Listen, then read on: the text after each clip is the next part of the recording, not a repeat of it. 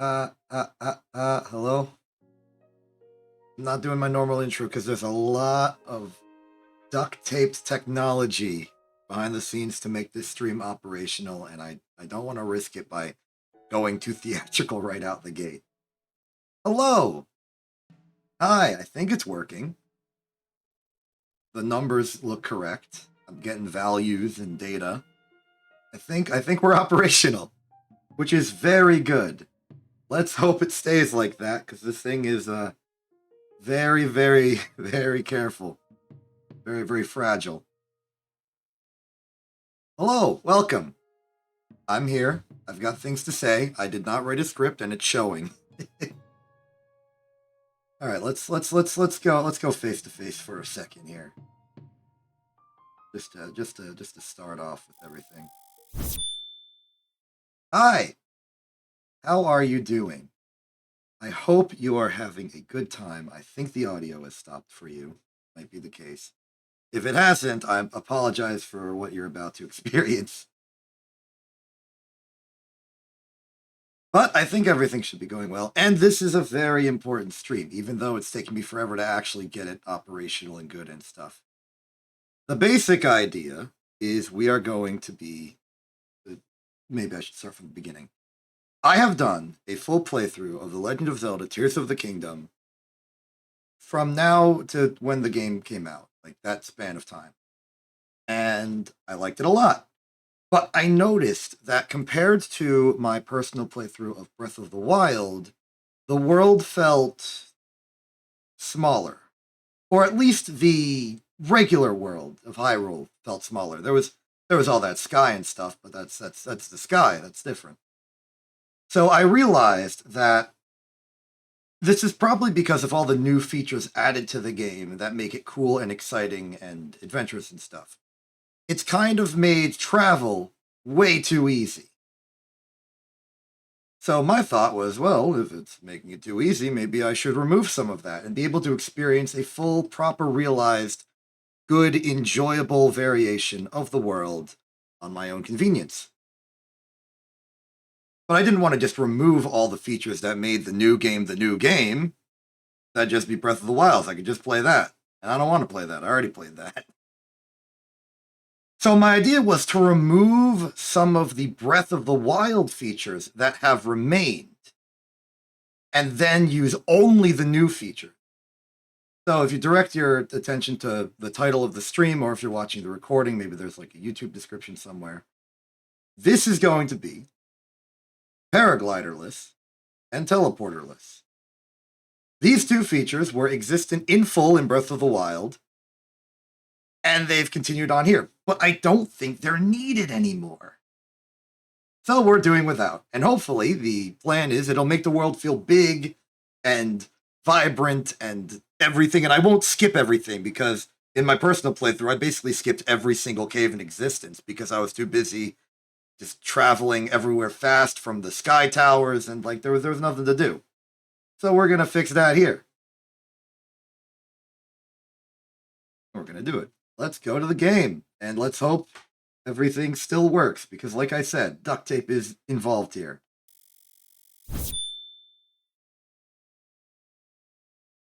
Looking good, I think. Yep, I think we're good. Okay, cool. The game's here.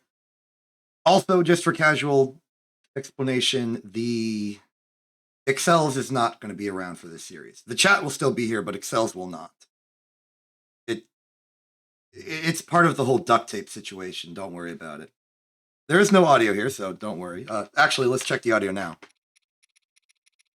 You hearing those clickies? You better be hearing those clickies.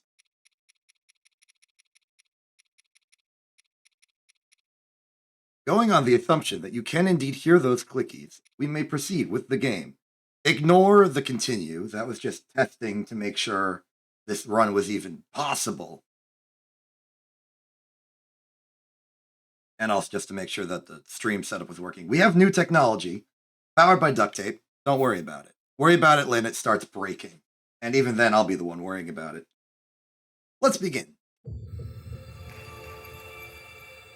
Also, I will be playing this playthrough with as minimal spoilers expressed by myself, so if you want to watch this stream in lieu of playing the game, or as like a way to learn about the game without being spoiled directly, I got you covered.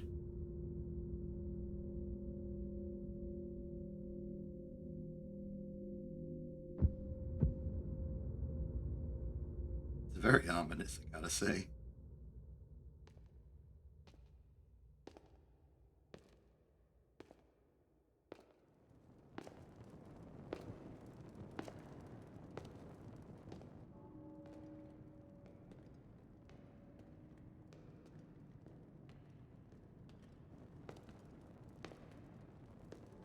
This strange gloom keeps getting thicker.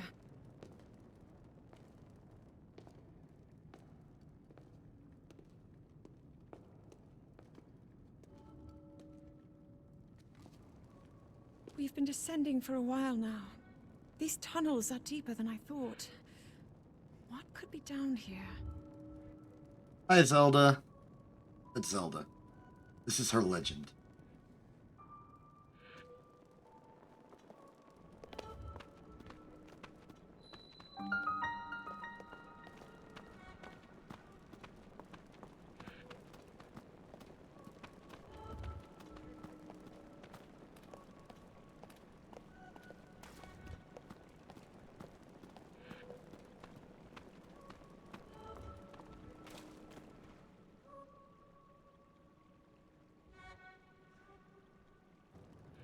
People have been falling ill after coming into contact with the gloom drifting through these caverns.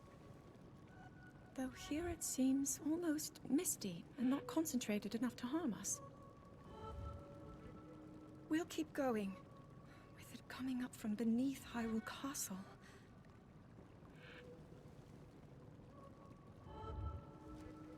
We do not know what waits below, so we need to be ready for anything.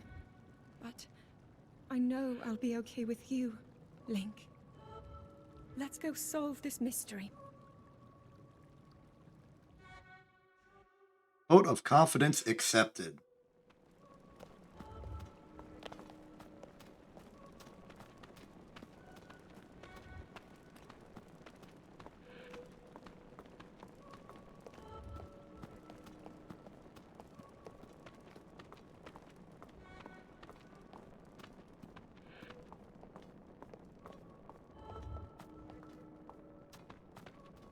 What a cheerful location.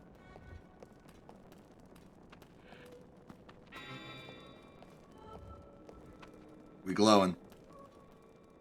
Huh? I noticed. Zelda noticed. Link did not notice because it's on Link's back. We've got third-person powers that Link does not.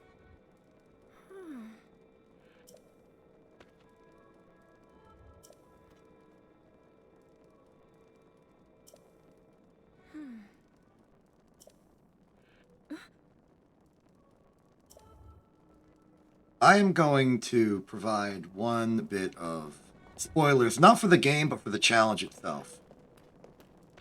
We are not going to encounter anything on this stream that would contradict a normal playthrough of this game, except for one very important thing.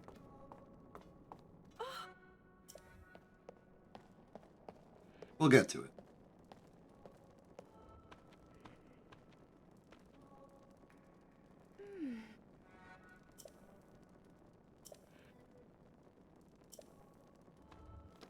The Zonai are here, or at least their rocks are. The Zonai are neat because they were shrouded in a million bits of mystery in Breath of the Wild, to the point where I don't think their name was referenced to the entire game, even though their presence was vaguely felt.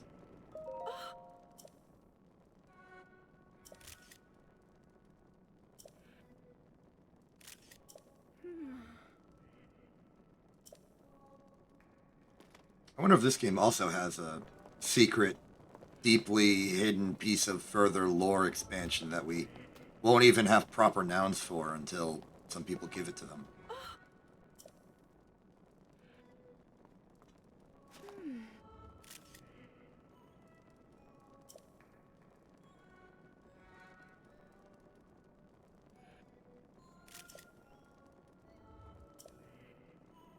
Continue.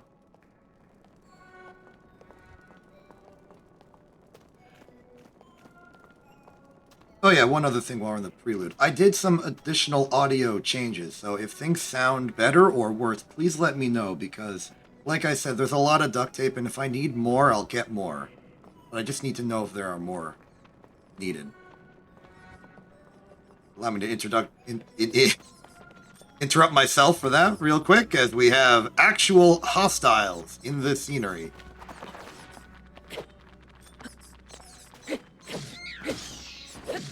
Aha! You're not hurt, are you, Link? Link's fine. He knows what he's doing.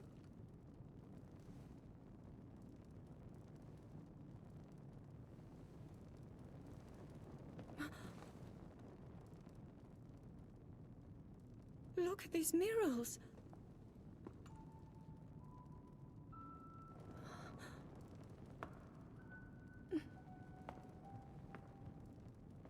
The written histories of the royal family include stories of a great war fought long ago. It was a conflict between allied tribes and someone only ever referred to as the Demon King. Is it possible? Do these murals depict the same legend?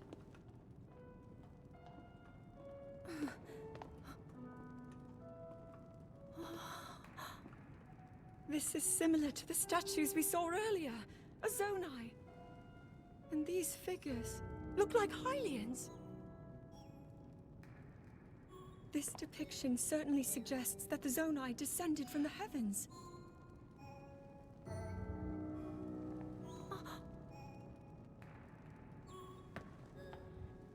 It is said that my ancestors, the first of Hyrule's royal family, were born from a union with gods who had descended from the heavens.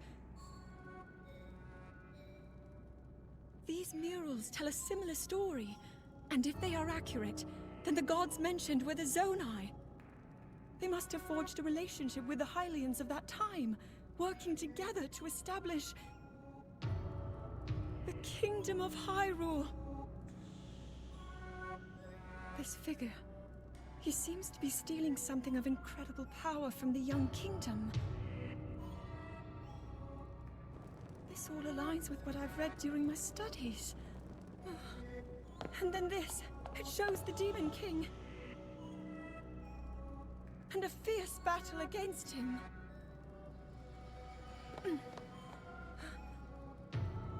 If the creature depicted here really does represent the Demon King, then...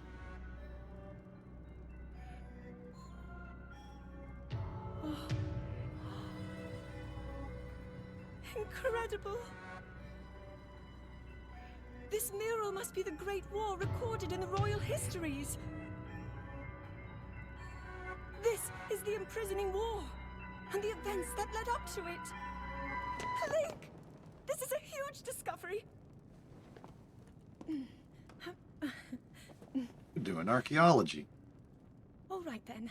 Now to use this invention of Pura's. I'm glad I didn't leave it behind. That is a Nintendo It's so easy Switch. to record. You point it and click. I'm familiar with what those look like. Oh, it looks like the rest of the murals are obscured.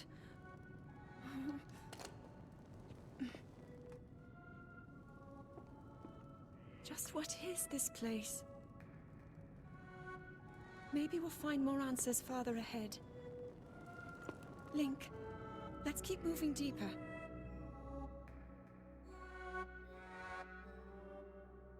Alright, before we keep moving deeper, I got some opinions. First off, look at his face. He's all like, I'm gonna get you. That's what he looks like. Second, I do not appear to have my signature drill bit to be able to break through these rocks. These bear the telltale signs of being explodable.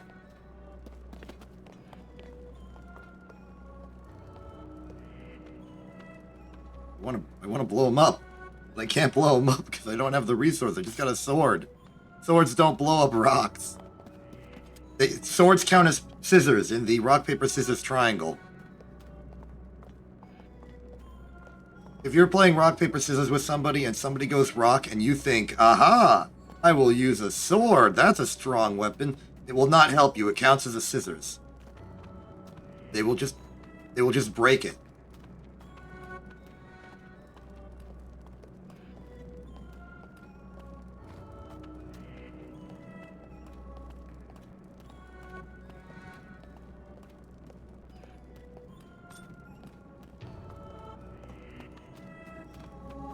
I'm walking backwards. I'm walking down staircases I've never been on before. Are you impressed? A backflip! Yeah. That's skill. Oh, piano. Piano's going crazy. Bad sign.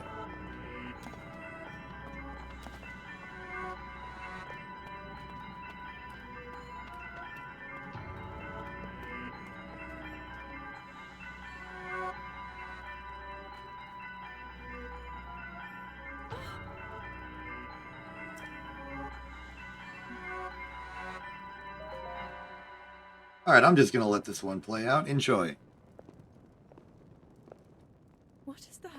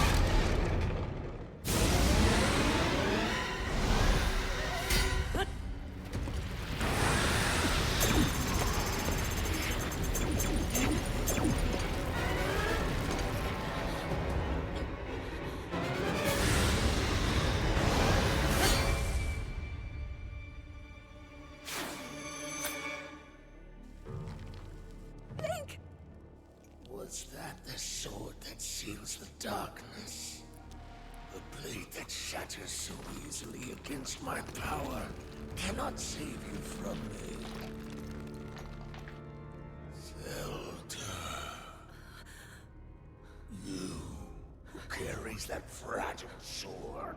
A Link. Raru placed his faith in you. And that was all you could do. How do you know our names?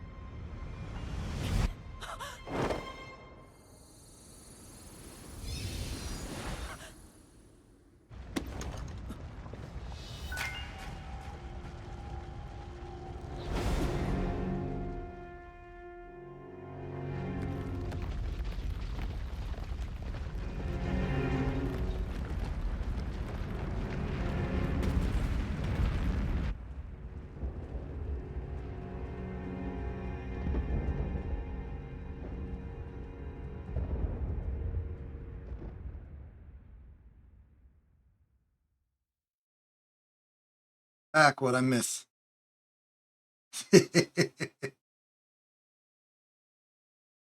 All right, we have established what the heck's going on. Problems. And now we can go to the game, solving them.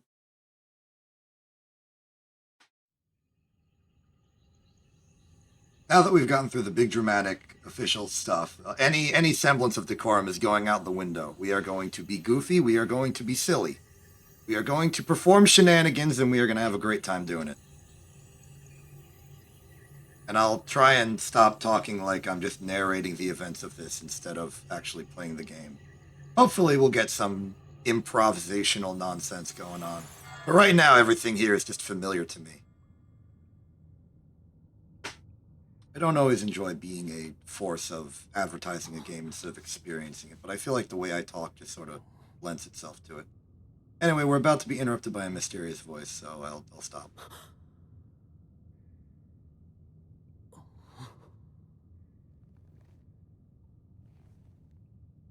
Oh, maybe I was wrong. Oh, there it is. Finally, you wake.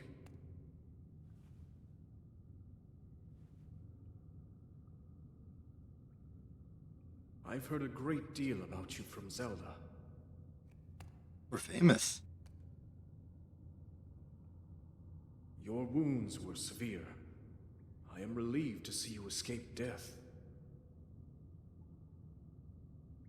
Your arm, however, was beyond saving. I had to replace it, lest the injury endanger you further.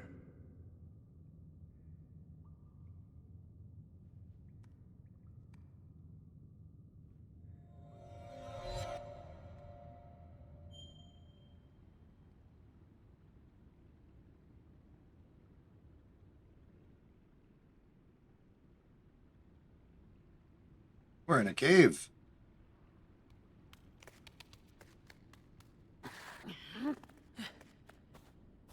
We also appear to be under a tree, kind of. This looks like a wooden object. Is there a secret back here? No.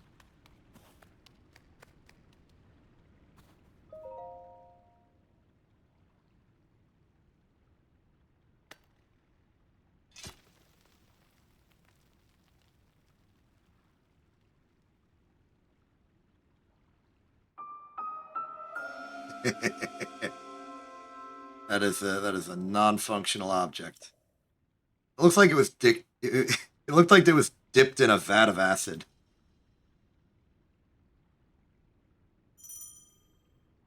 Forget to use weapon to attack. That's an important feature of thing.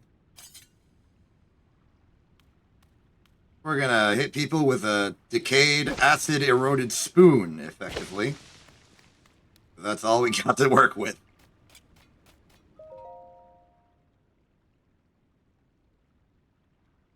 And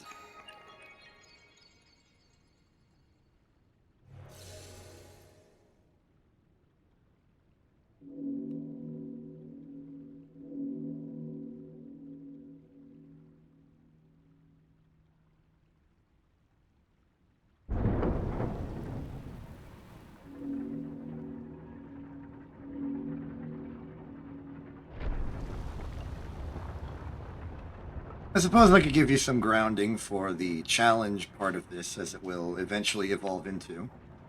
If you notice this blue circle here, this is a classic marker in Breath of the Wild and this game, denoting the fact that you can teleport here. Which means we shall not. And if you're familiar with this game, you may be starting to piece together why that's important for the next few hours. That specific one we're leaving behind. That's gonna come in handy. That's gonna be plot relevant to us.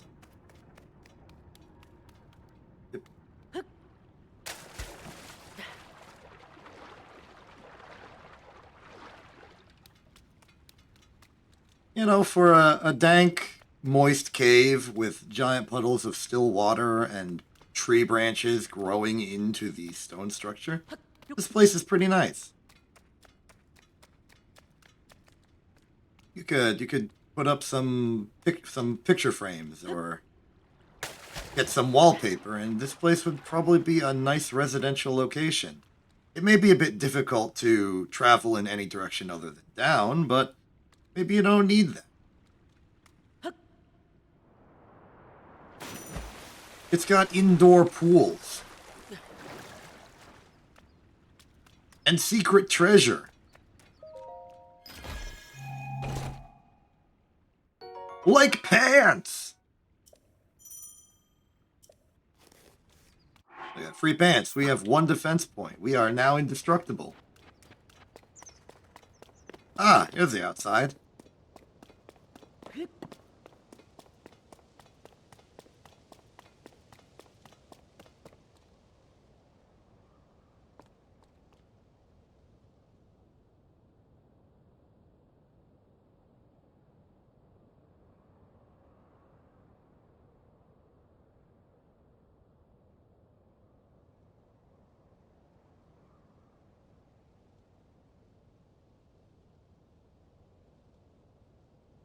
All right, nothing left to do.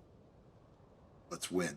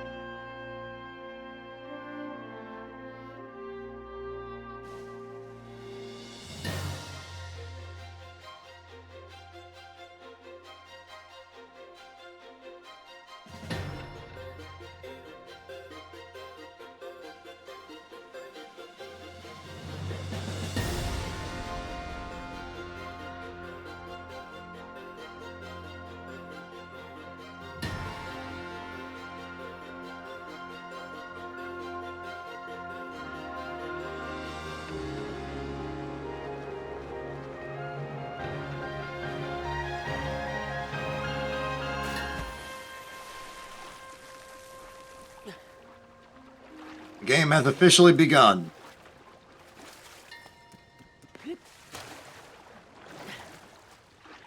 Okay, so we do need to start thinking about our operations here. I'm gonna just give some objective spoilers. And by objective spoilers, I mean spoilers about objectives we will have, mission statements, and things that we are required to do. They will not spoil the story or the experience. But I will tell you that we have need to go back up there. Normally, you're supposed to do it by learning how to teleport. We can't do that.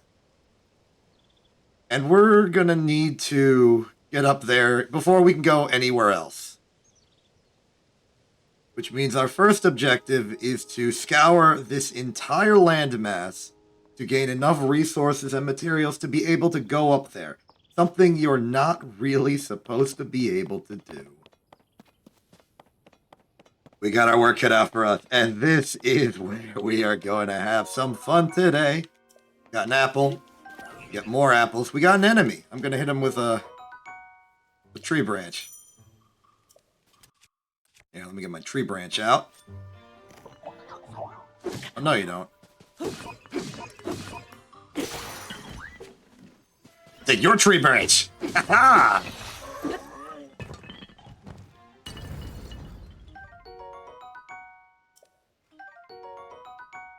So we are going to need to acquire every single material we can find, because we're going to need a lot of materials in order to get stuff done. Not even just for here, but in the run in general. We are going to be starved for resources in ways you might not expect. This place is neat. It's beautiful. Look at this guy. It's like free dragon.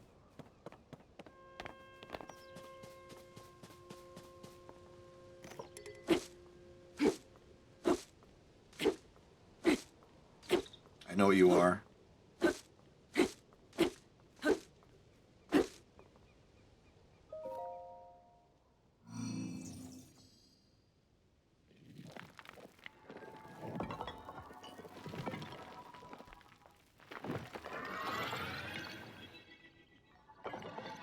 Hello. How are you doing?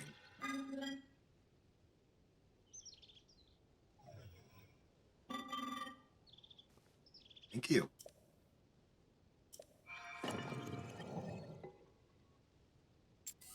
All right, it's a Nintendo Switch. I know what those look like.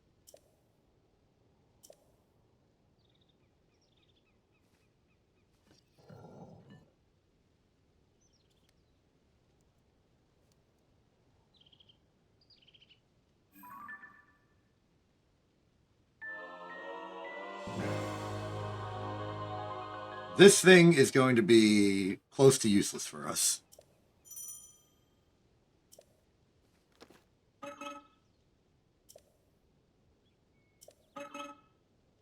Where am I, by the way? The Garden of Time. The Temple of Time is visible from here. It was used in the distant past. Many rites and ceremonies of the kingdom were held there. Hard to do, given the fact that it's in the sky.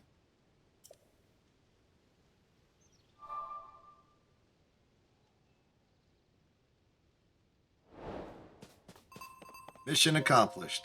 Get a mission.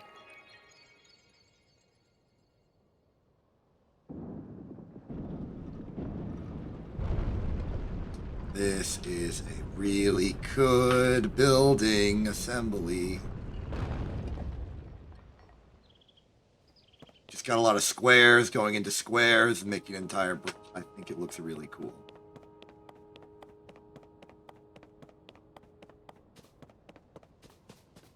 Oh look, another jump platform to fall down. Notice how we're doing a lot of descending. This is going to be a problem for us later. I really like the rain. It rains a little when you splash because that's how water works.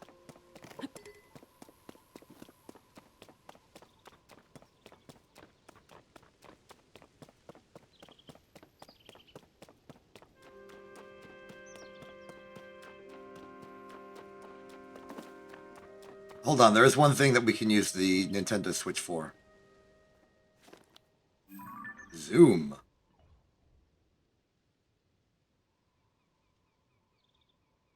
Alright, we got hostiles on the hill. We need to accommodate this fact.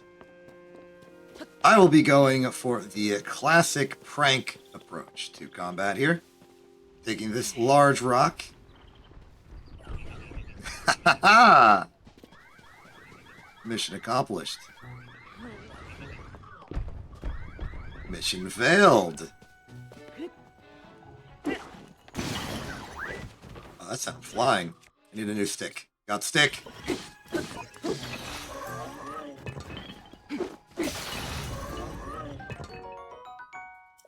Stick.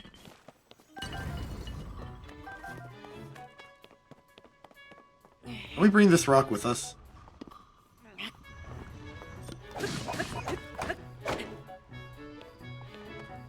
Hit me. Fool, I hit you.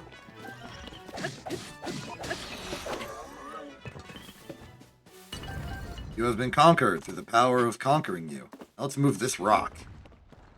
This is our first mini quest. Move the rock. The Boulder Adventure.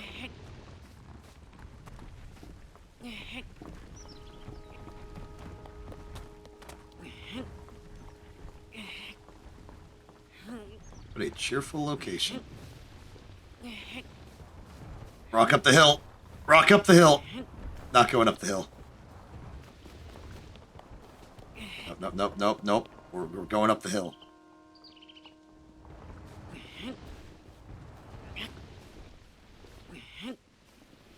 Come on, come on.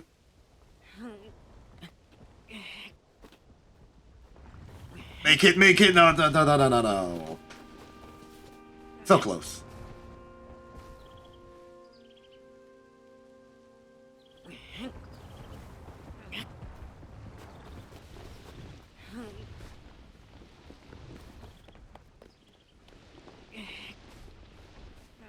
We can do this. I believe.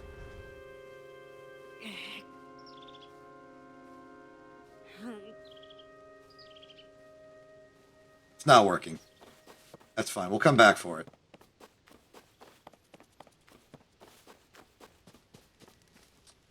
Hello, good construct individual. How are you doing? You're roasting them.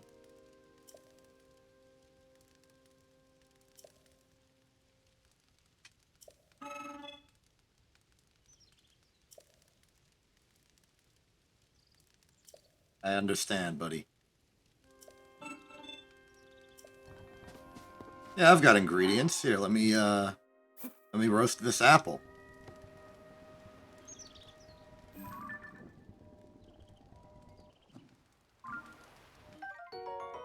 I am now a certified chef. Behold my pastry power. And a scythe room. This place looks important.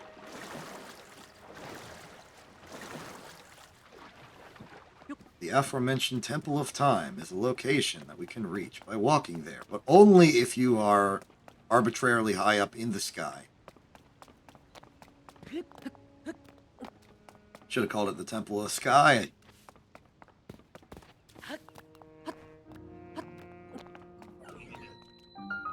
The Temple of Time you learned how to fly, buddy.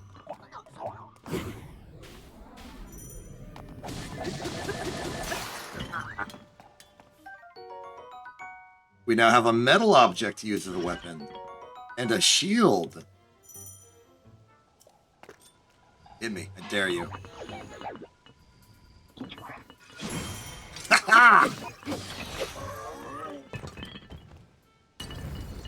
I am trained in the art of combat. And the art of doing a front flip. And backflips. I'm a big fan of backflips.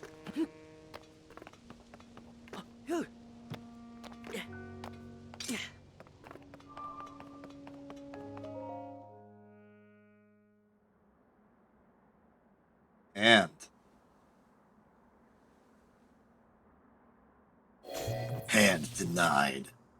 Talk to the hand. If you tell Link to talk to the hand, he actually takes that advice. The door will open only to those with sufficient power. Case in point. I'm sorry. I did not intend to startle you. It was I that spoke to you earlier. That arm originally belonged to me. I am Rauru. That's Rauru.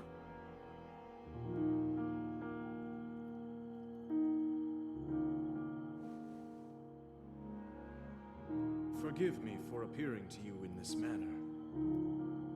Unfortunately, I no longer have a physical form. That's a faux pas in some states. In any case, that arm should allow you to open this door. It seems to have lost the power to do so. You might be able to restore it, but you would need to enter a place filled with sacred light.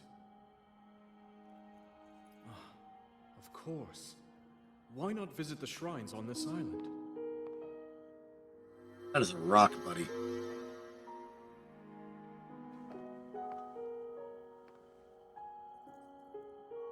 The shrines. Yes, I'm sure they are the key.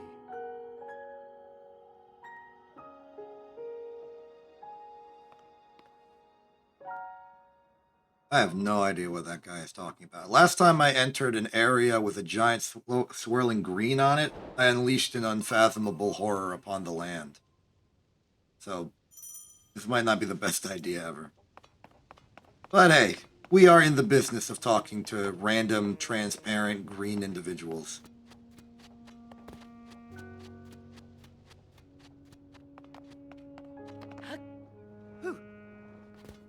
Ah.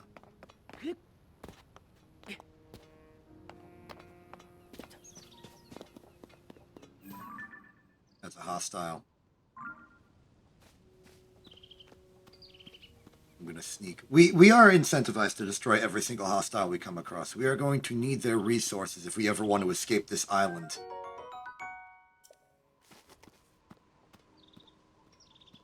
How the frick?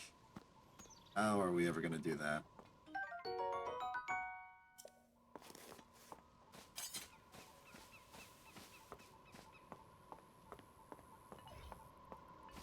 You don't see me.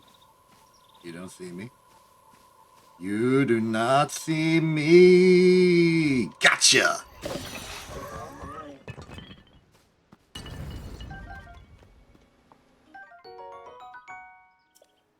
We can now perform archery.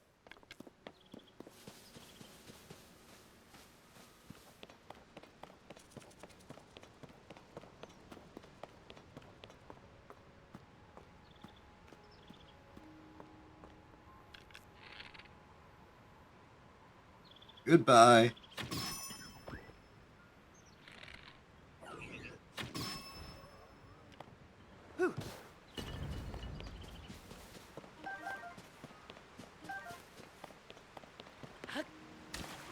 All right, let's get to that shrine. We need powers, and we are about to get the most important one.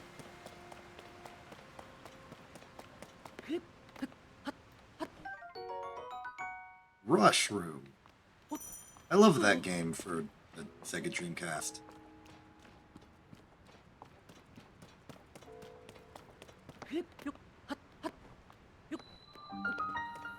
Cool.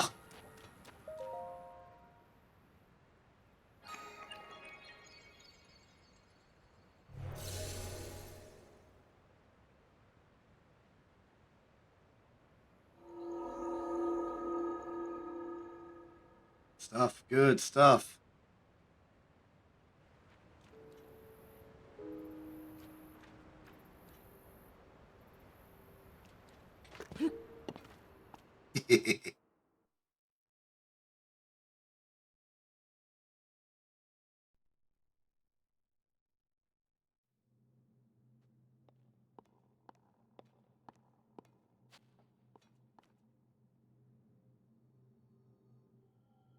Welcome back. Ah. Yeah, it was a nice brisk walk against 2 enemies.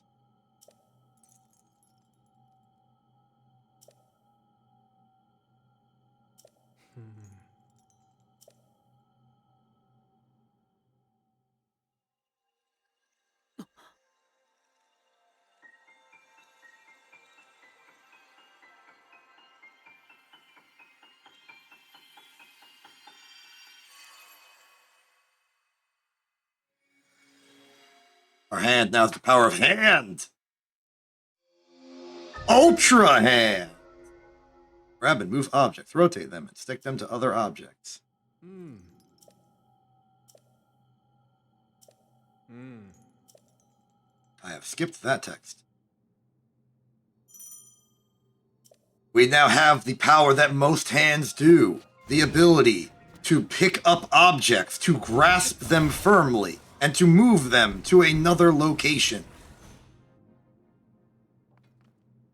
Honestly, when you put it like that, it seems pretty mundane. But no, this is telekinesis type grabbing of stuff. Boom, bridge.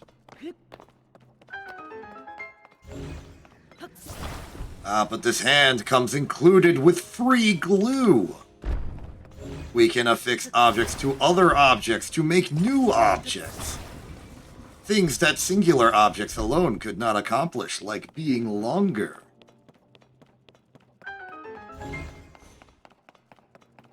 But that's not all. Order now and will also include the ability for your wrist to twist in directions, allowing you to rotate objects in various forms and ways. All of this can be yours for 3 easy payments of $19.99.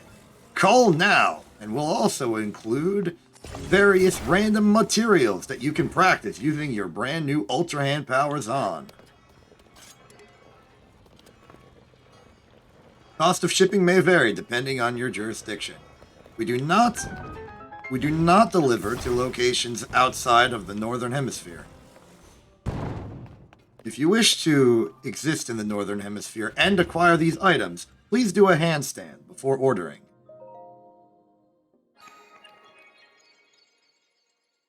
I like the little pillars to the side. They look like they're making some mochi or something. Like it's just a big hammer that's just pounding away, like a hammer and pistol type thing.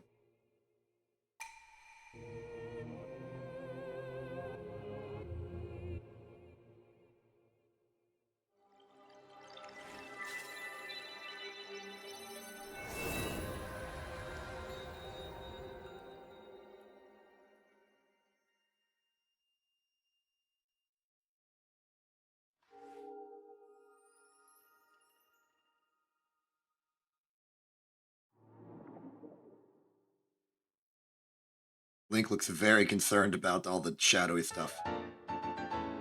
Light of Blessing acquired.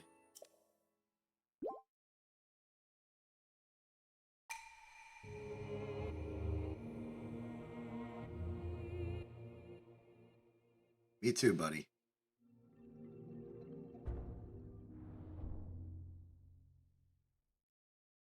Mochi machine is turned off.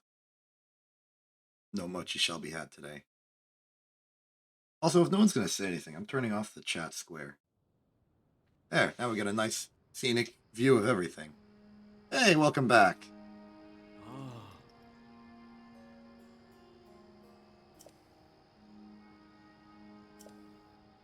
Hmm.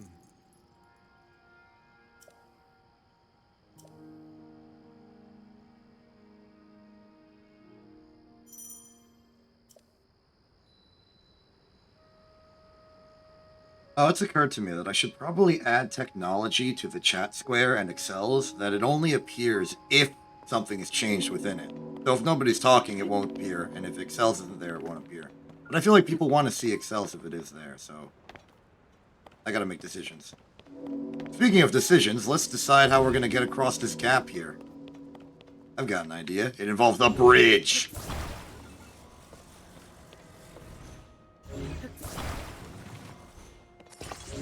Polybridge 2 picked an Sorry. Polybridge 3 picked an extremely terrible time to release on Steam and other platforms. Because we don't need it. We got this. Clearly, this is some kind of suspension bridge. I do not know much about bridges. I just make them. Look who it is. It's that guy. It's Rauru.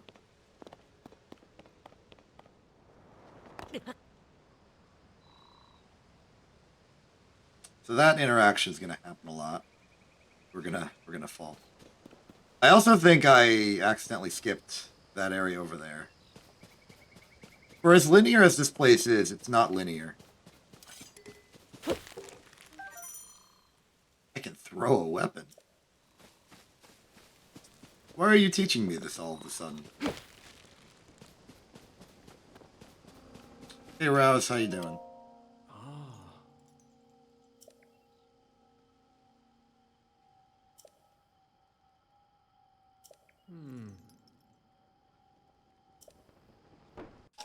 It's called a for loop, buddy.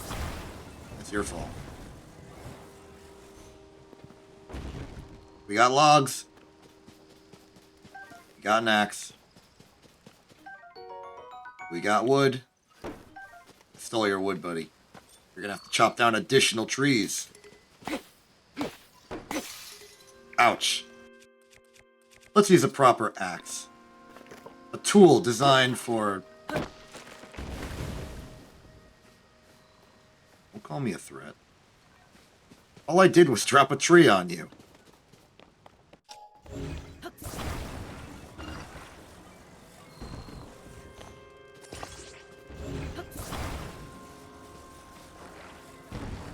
When in doubt, bridge.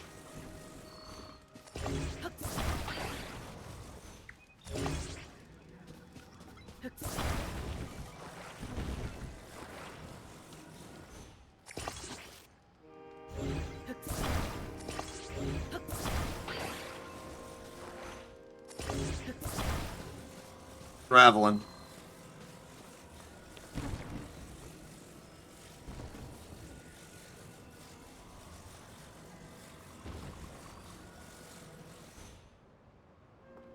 Just enough.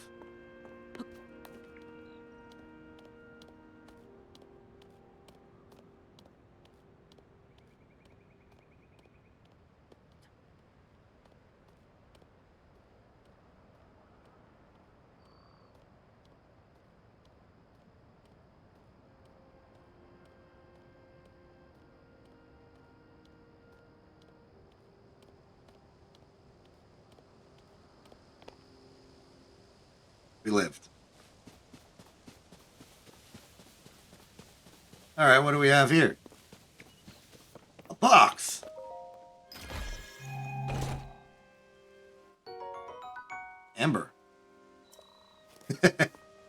Yeah, the log is not a perfect cylinder. That's not how trees work.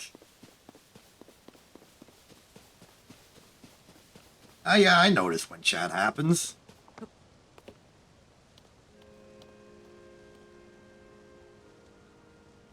Alright, let's get back over. Careful, easy. Yep. Also, hi, how you doing? You are our first guest along on this eventual road trip adventure. How you feeling about how things are going so far? Because right now things are going pretty good.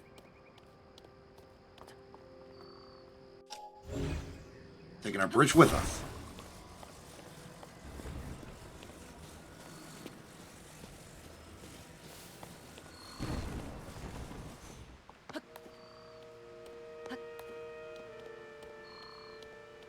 I'm not taking any chances.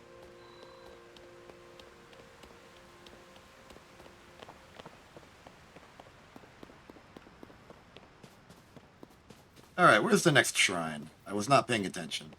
I think it's this way because I'm being directed this way by good game design. I think I'm doing a good job. We haven't gotten to the point where anything different than a normal playthrough will happen, but I know you're familiar with the game. I remind you that we need to go up there before we can leave the island. That might be a problem, considering we have no vertical ascension tools yet. Hello there. You hunt wild creatures that inhabit the forest.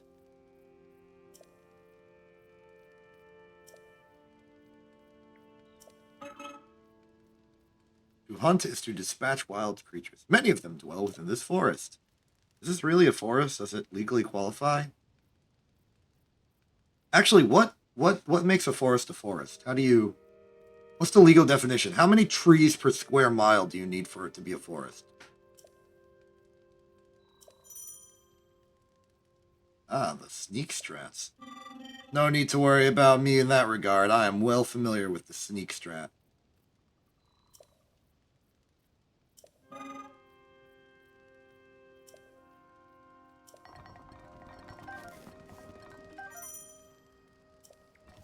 I like how this little stone here is operating as almost like a firing range.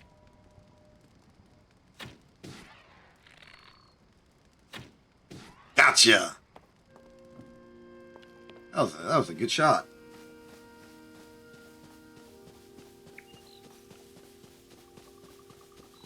Meat. We can cook that.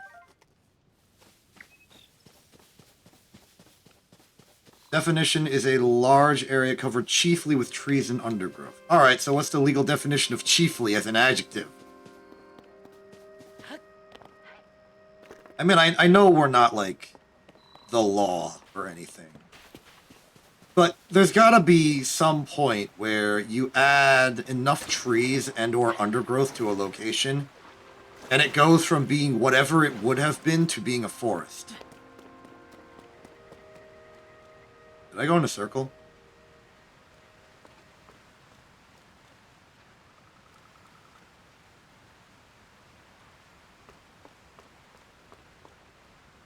Yeah, there's Rowers.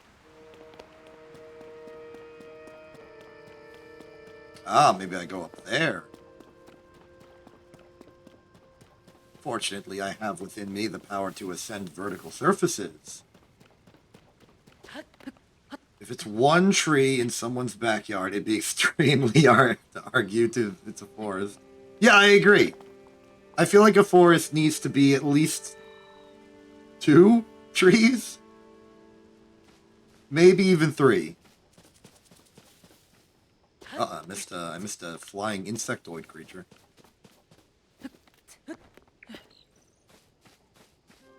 But it does seem to be that it's based on the tree density. So if it's like 2 trees in 1 square inch, then you probably have a forest. Because it's 1 square inch. That's going to be dominated as heck by 2 trees. You can't even fit 1 tree in a square inch. If you're able to fit 2, then you are probably dealing with a forest. Ah, right. It has to be large enough.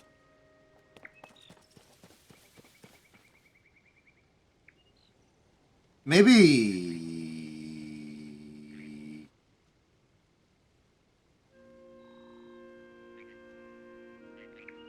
I don't know, because, like, obviously this doesn't matter.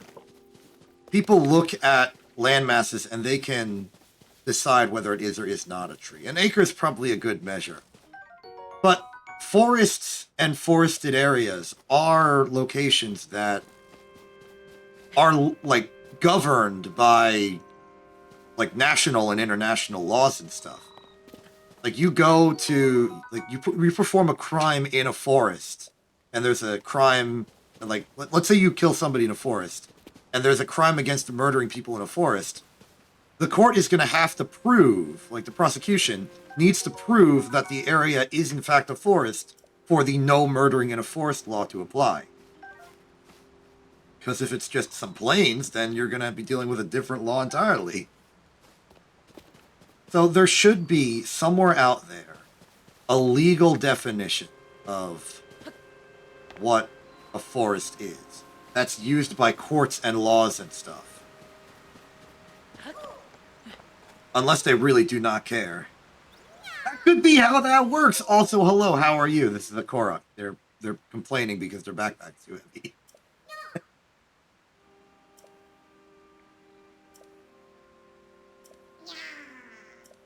They could care. It's important for zoning or something. I don't know. I'm not the law. We got a little guy here. Yeah, okay, but like, I'm trying to give a hypothetical law that would only apply inside a forest versus outside a forest, such that... Yeah, okay, but like... Look, they're...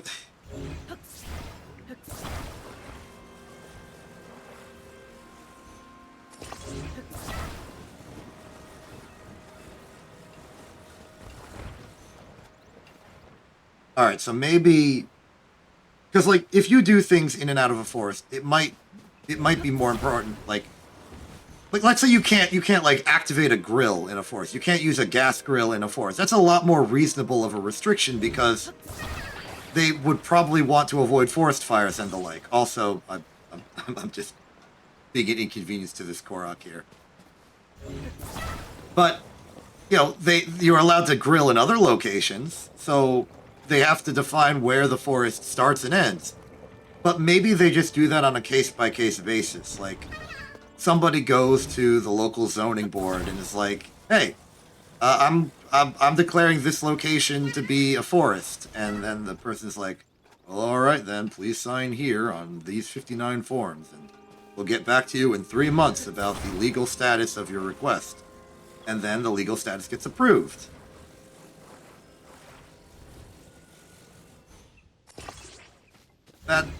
So... Oh, really?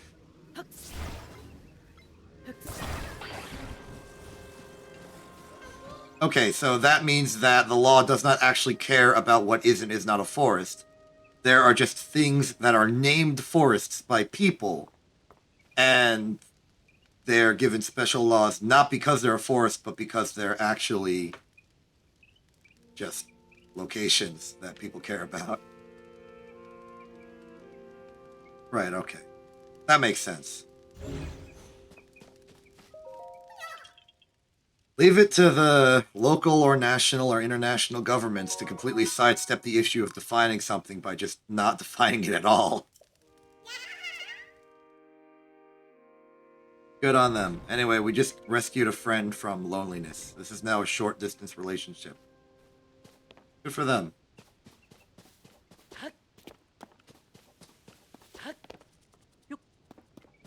Also, welcome, MX. You are now our second participant on this road trip travel. We are currently experiencing the wonders of the wilderness, such as mushrooms that appear in the sky, wooden boxes that have arrows in them, And some rocks. Rocks are pretty good, I'll be honest.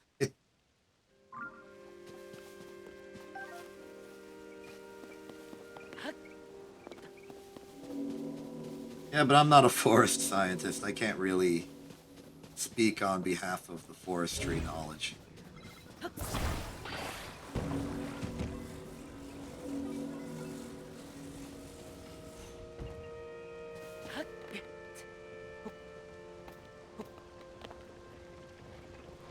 Oh, this is dangerous. Grab back on, thank you.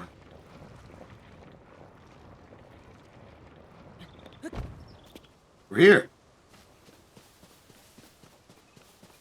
Not to imply that here is any particular location. We're just at it. Windy.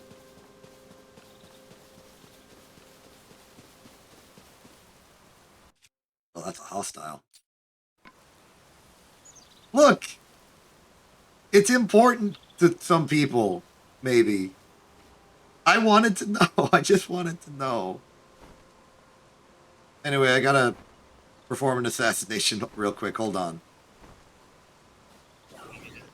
He's heard me.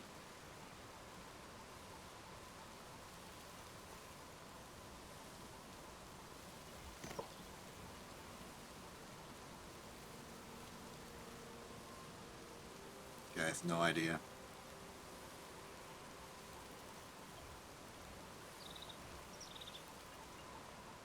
Careful. Oh wait, he's facing the wrong. Oh no no no no no no no no no no no. Wrong button. Okay, the assassination attempt has failed. We're transitioning to theft. I'm stealing your pottery.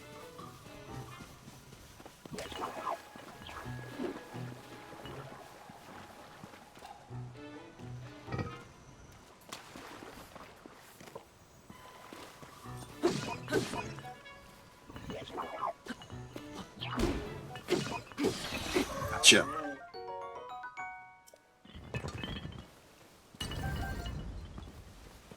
All right, we stole their pottery. What do we do with it?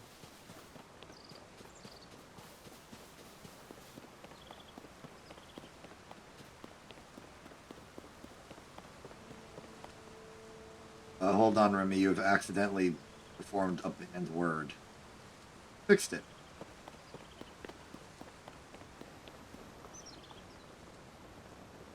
Auto mod. It's a little wacky sometimes.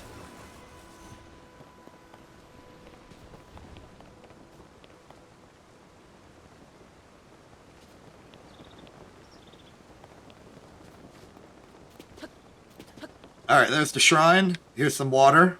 We can't swim that distance. We actually might be able to swim that distance, but I don't want to. I'm staying dry and mighty.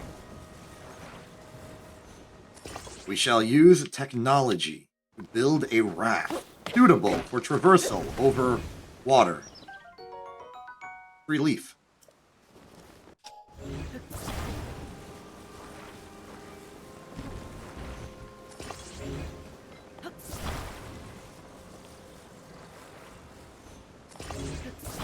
Thinking quickly. Exception creates a raft using nothing but wooden logs and a sail.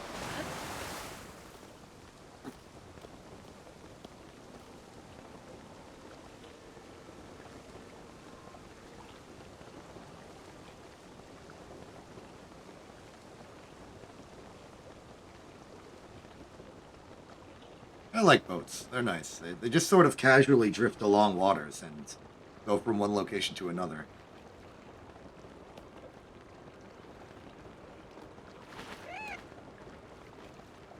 Local seagull population.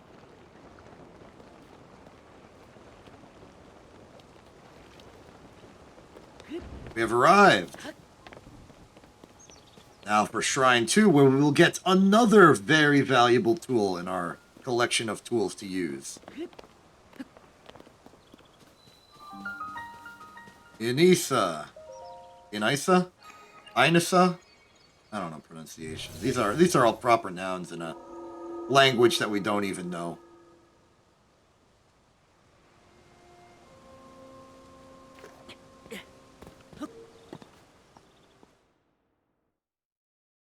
gotta do a backflip into a shrine. That's how you get in. It's like the secret password they use at the secret password locations. In is a shrine.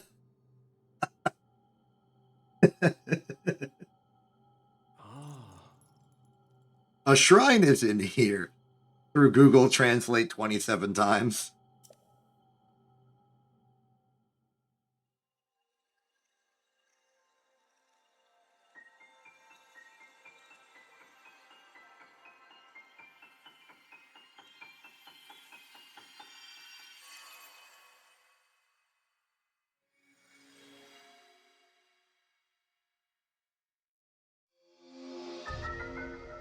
We have now acquired another type of glue. Attach something to an equipped weapon or shield to enhance it. You can undo the fusion, but that will destroy whatever has been attached. This is the fuse ability. I think it would be really funny if we just started referring to the bombs in Breath of the Wild as the fuse ability, but in the explosive sense. Glue for funny violence. Battle adhesive.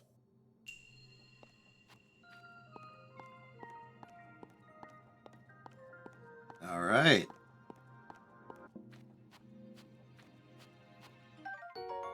Excalibur acquired. We now win the game.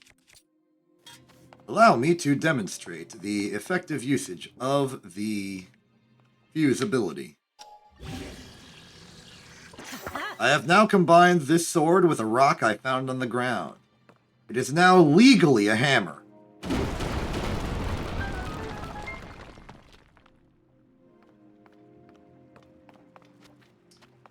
Now, just because you can fuse something doesn't mean it's useful. I have put a boulder on a shield, and I am now going to trip and fall.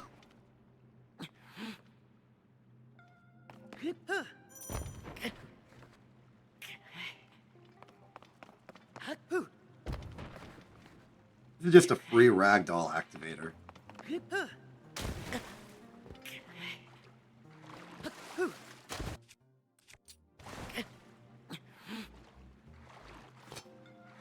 Bonk. It probably makes the shield more durable, but shield durability is like the least important statistic in the entire game.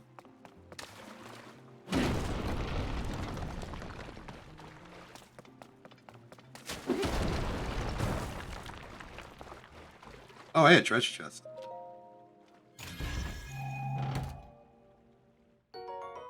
Arrows.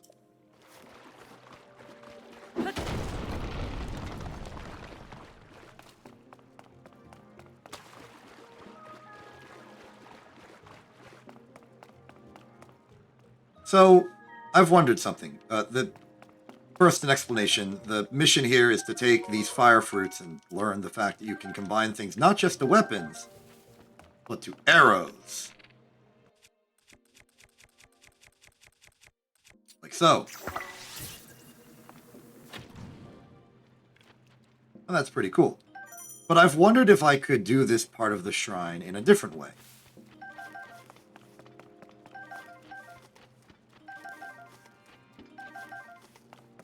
Because we need to get that box now. We can't reach it with our normal method. But we don't have nothing. We have things. Like, what if I just do a little this action?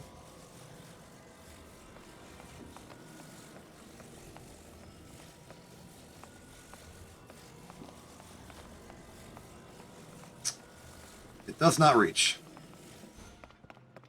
It's like, yeah, we could make the fire arrows and we could just do that, but if we're gonna be embracing the maximal silliness, which I do want to do, let's get silly with it.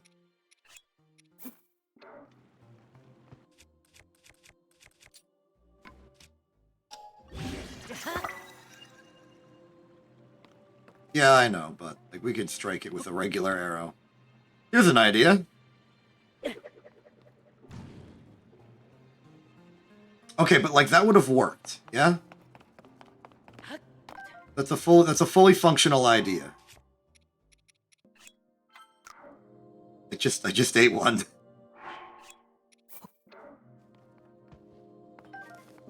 Oh wait.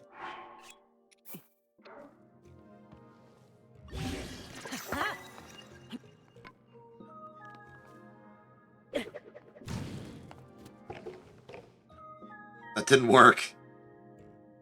It actually may have made the shrine more difficult.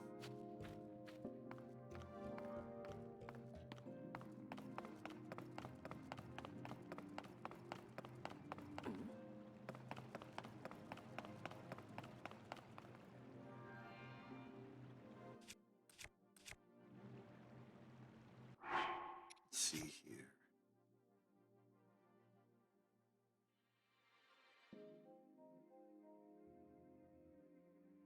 I have a little bit of an idea.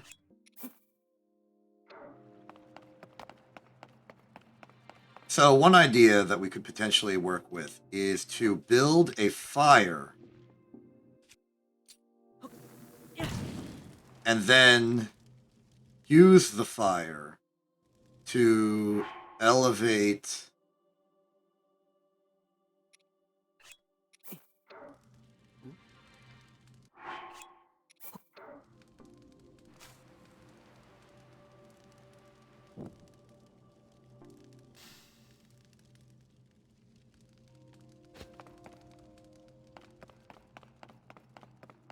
Oh yeah, you're right. Those are little candle things. I guess I could use that.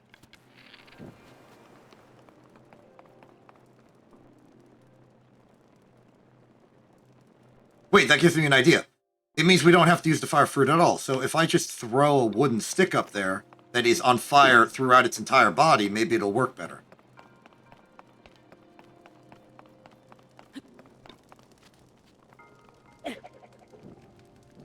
Yes! We did it. We solved the mystery.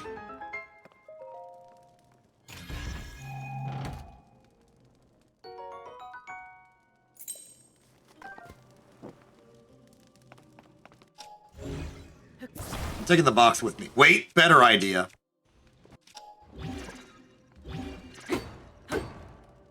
Okay, it won't let me. I wanted to bring it with me. I made a stick. Double stick, double twig. If you're willing to get silly, you can do a lot of fun stuff with fuse.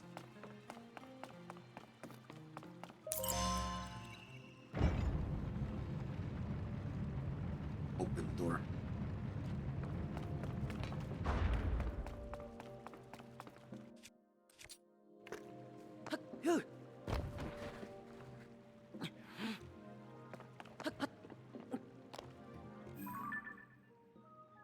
Hostile.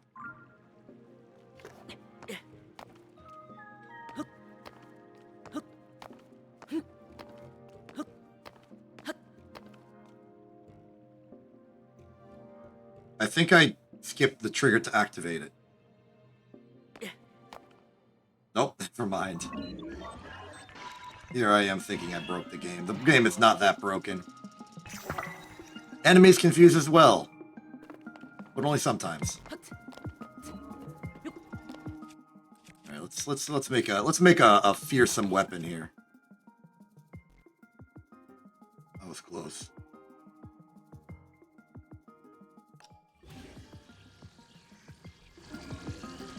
I tried to zoom in on it, didn't work. Welcome to living again. Hope you enjoyed your stay at the Department of Homeland Security.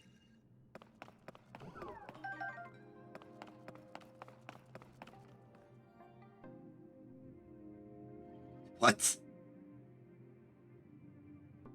Condolences to your Taco Bell ad.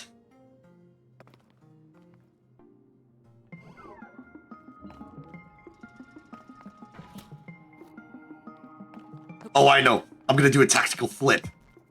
Huh. Aha, I'm dodging. Did not work.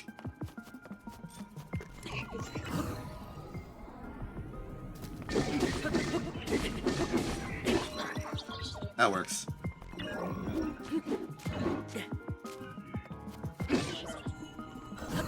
Gotcha.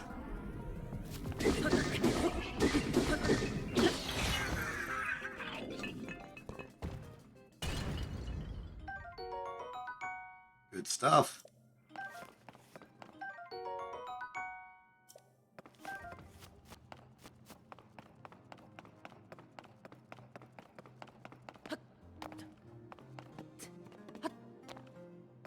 Bink, bink.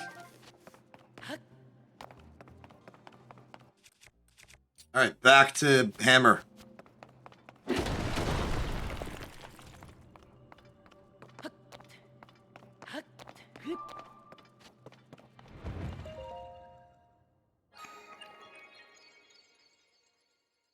I'm skipping this. We already know what they're going to say. They're going to be like, "Thank you for rescuing me from my ceramic prison. Here, have a light bulb." That's what they're going to say. What they already said. We just skipped it because they said we would. We knew what they were going to say.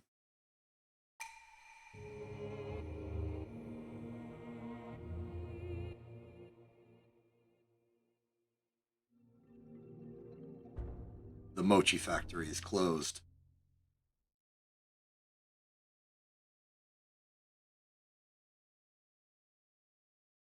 This is like the one map we're going to have to work with.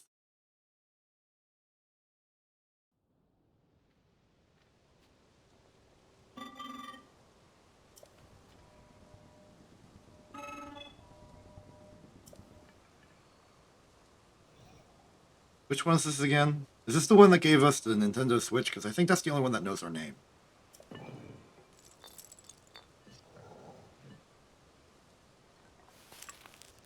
I'm not disabling button mappings for paraglider lists. I'm just going to not get the paraglider. We're going with the don't get it plan. Which I'm approximating to just don't talk to Pura. I think it's funny if we just don't. We just do everything else, but then just don't acknowledge her existence. In fact, who are you referring to? I didn't mention any names.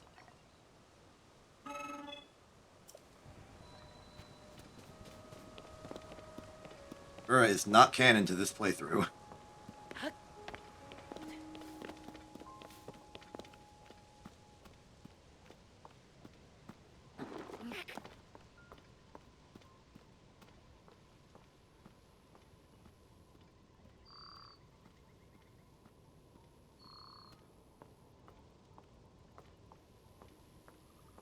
Seem really beat up about this.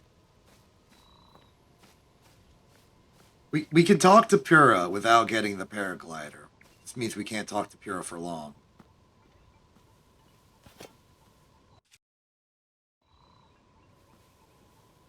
Maybe I'll make that like a purchasable option for people. If you really really want to see Pura, then you're gonna have to work for it. But not now.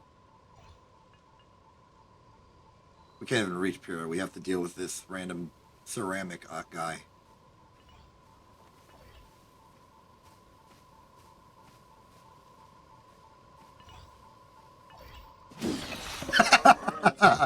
we swung for that one. We like revved up a baseball swing.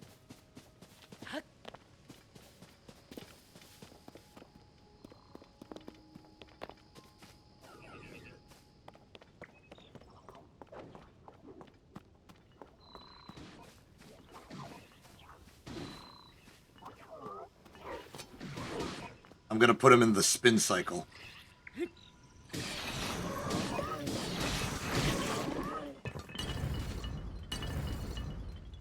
Spun.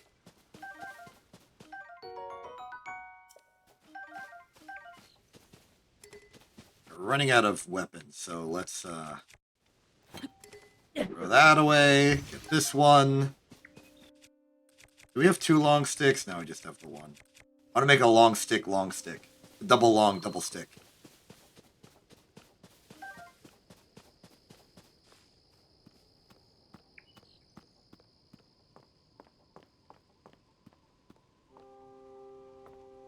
Long stick.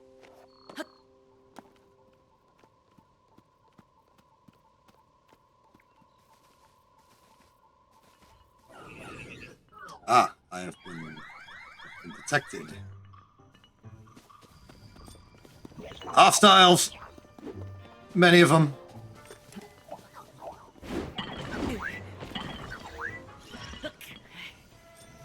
Move, move, move.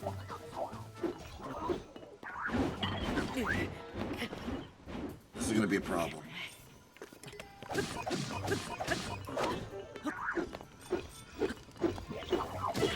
Ow.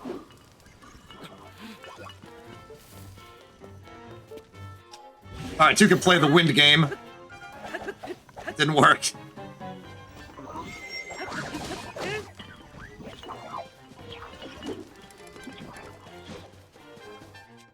You've got the conscientious objector. I'm objecting to what they're doing to me!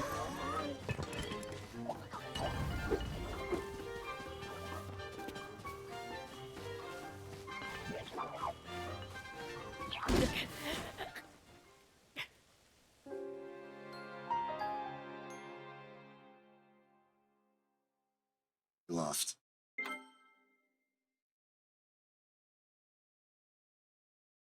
Alright, that's what losing looks like.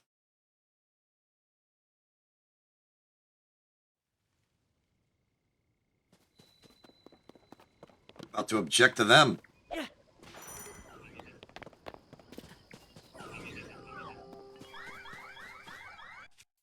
Alright, give me a swinging weapon to do this trick. Now it's your turn to be winded.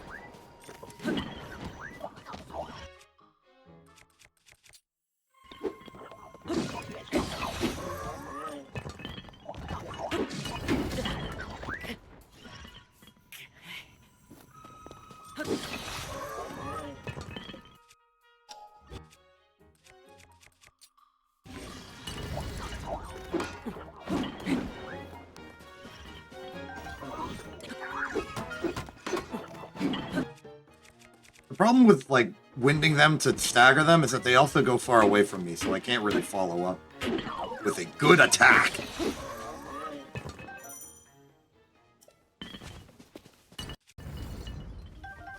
Alright, we beat them. Victory face plant. Oh man, I'm out of rock. Ooh, that would be a cool option.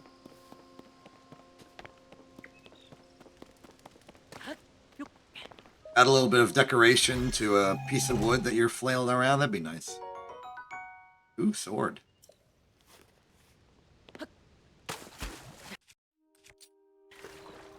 Alright, we gotta find another rock to affix to our shield so I can faceplant more. Ah! There we go. Perfect! Yeah!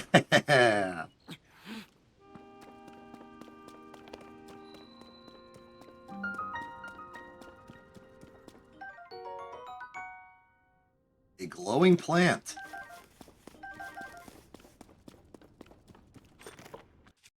I see you.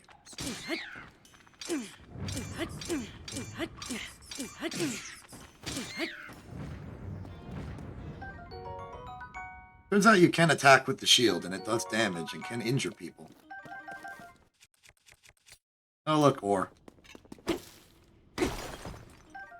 We're rich! We got amber and rock salt. And ceiling frog. Hello.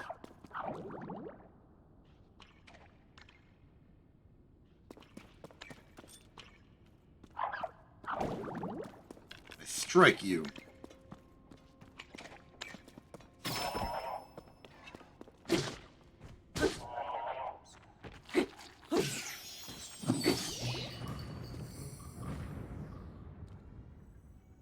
A lot of mysterious stuff just happened there. Bubble frog gem. Frog gem. It's a good frog.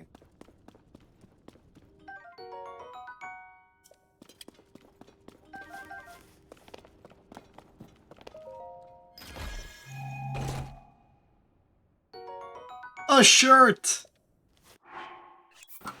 We are fully clothed. This is a lie. We do not have a hat. We should get a hat.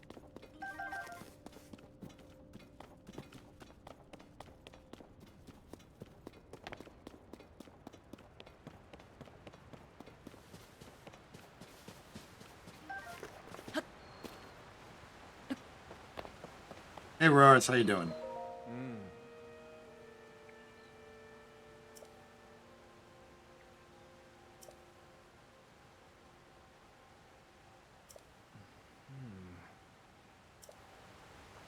I wish to know things. Hello. The rafts are broken.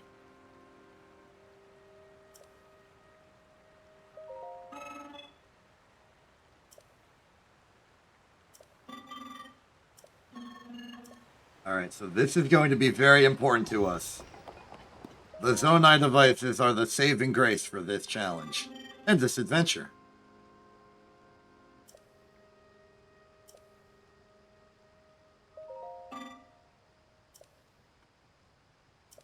This green thing is a Zonai device. The fan-type Zonai device. You can produce wind on demand by striking it. They are self-evidently useful. That's a little rude to say, but I agree. Energy cell will be necessary. We have one already.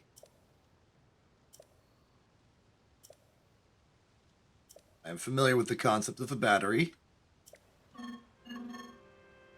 It does not change your need for a raft. No, it does not.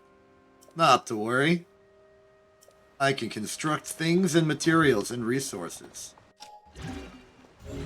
It is now that we have access to full-fledged technology.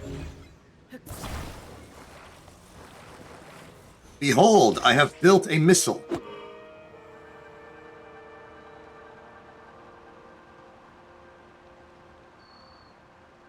Behold, I have built a desk fan.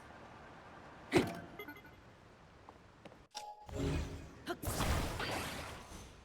maybe we need a lighter payload for our missile.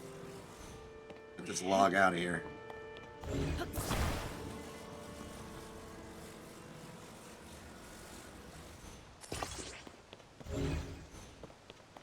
Missile, go! Yeah! Oh, that worked beautifully.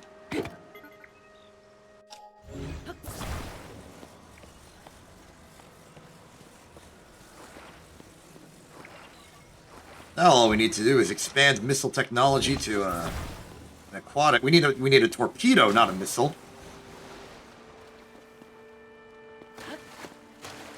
Oh, fell off. Hold on.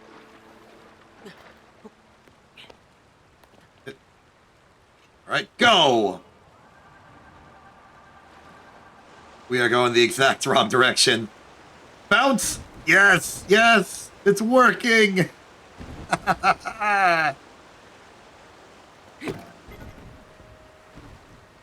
Mission accomplished.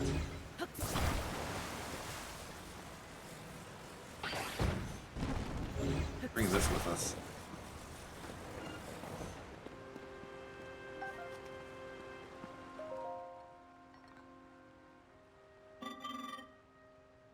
It is very late to be traveling indeed. I can see the lack of sun in the sky.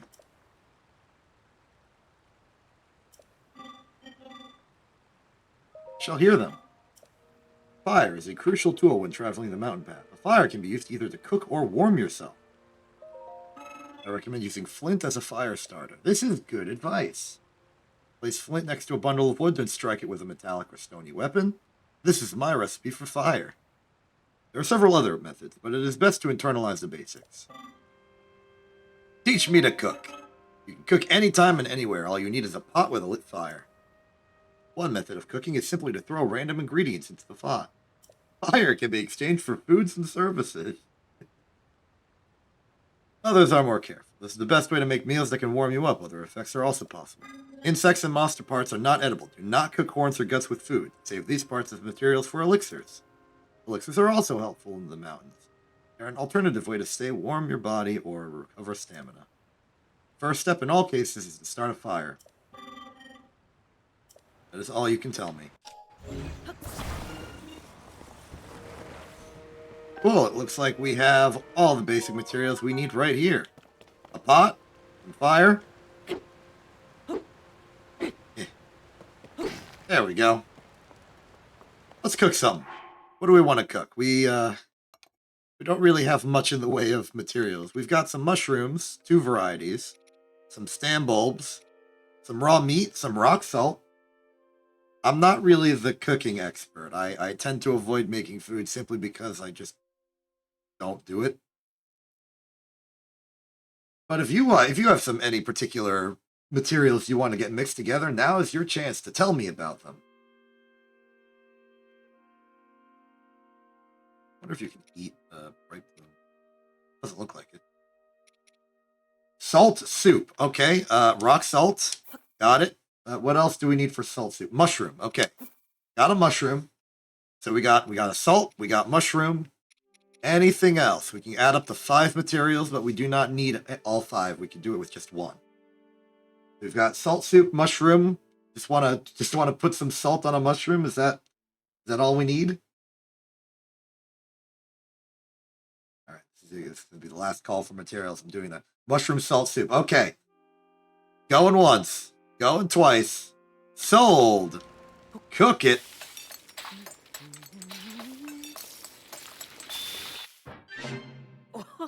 Energizing salt grilled mushrooms. Instantly refill some of your stamina wheel. A basic mushroom dish made by lightly salting mushrooms and grilling them. This is not a soup, but I don't think we care that it is not a soup. You check a meal's ingredients, select it from your inventory, and then select check recipe.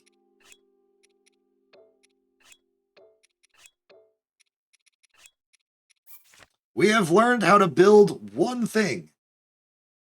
This new recipe shall serve us well. We really should experiment with making foods and stuff. I'm building a pot weapon. Pot weapon.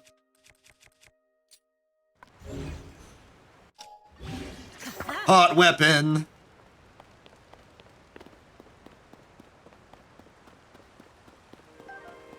We got some stam bulbs. We got some rushrooms. If we're gonna have like dedicated cooking sessions, then I should probably collect a lot. We can make a party out of it. I really want this series to have the feel of like a casual road trip adventure where you're just like a bunch of people going out camping, talking with friends, having a good time. That's what I am hoping for here. It would appear that the pot is too fragile to be used as a weapon. Well, they can be used as a weapon, but just once. Pretty good weapon, though. I'm happy about it. Oh, this is probably a really good hill for face planting. Go! Oh, that hurt us. I'm glad it inspires that desire in you. I hope it inspires that desire in other people as well.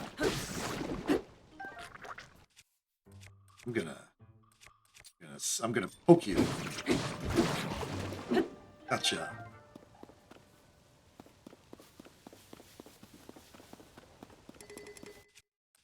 I'm running out of weapons that haven't been fused to another weapon.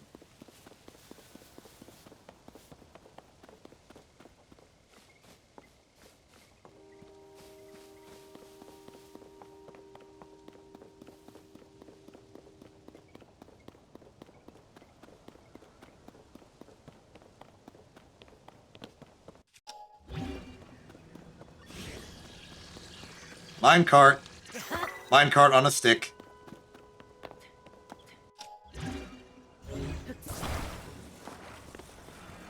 I think I see how this is going. But first, let's do some violence.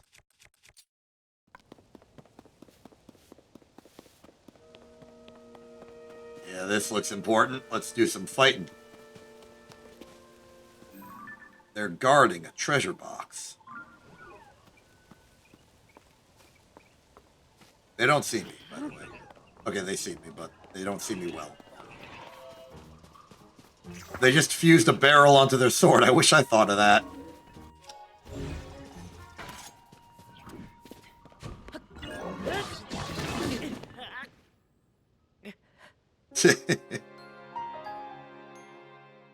There are going to be a lot of situations of that. I am very hubristic when it comes to combat. I do not take care of myself.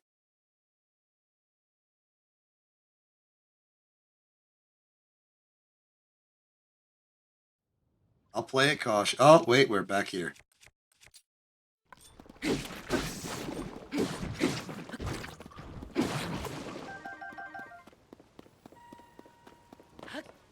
I'm just going to climb up here. I will already be behind their lines, so they will not expect a thing. This is a flanking maneuver. Oh, you don't see me.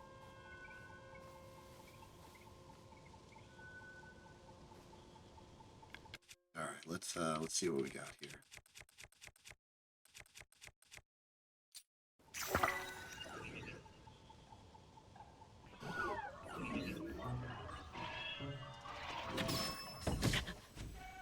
They threw a barrel at me.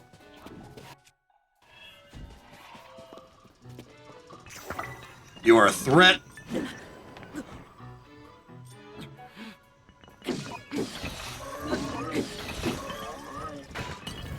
Dodge, dodge, bob and weave.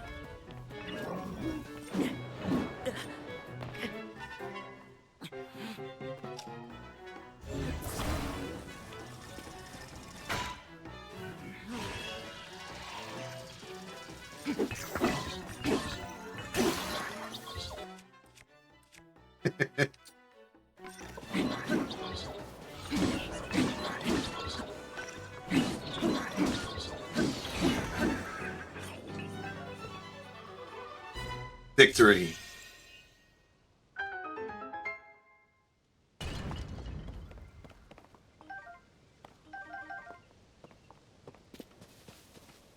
Yeah, they're pretty smart. They're clever with their cleverness.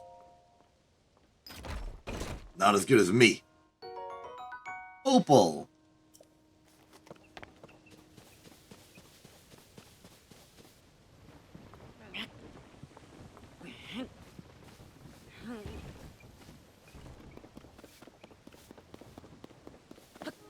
All right, back here we are. I will have my minecart on a stick.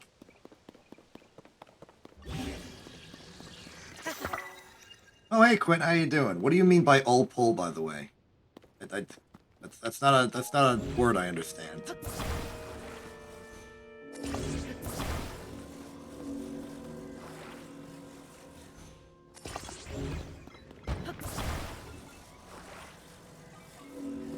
Oh, I get you. You're clever. You're smart. You're thinking things. You're making cool puns about stuff. Good job, you. Anyway, I've built an express minecart. We are about to go so fast.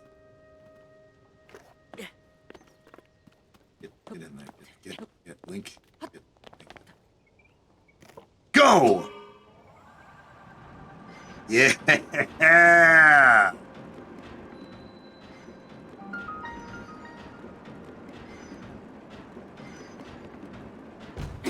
We've arrived.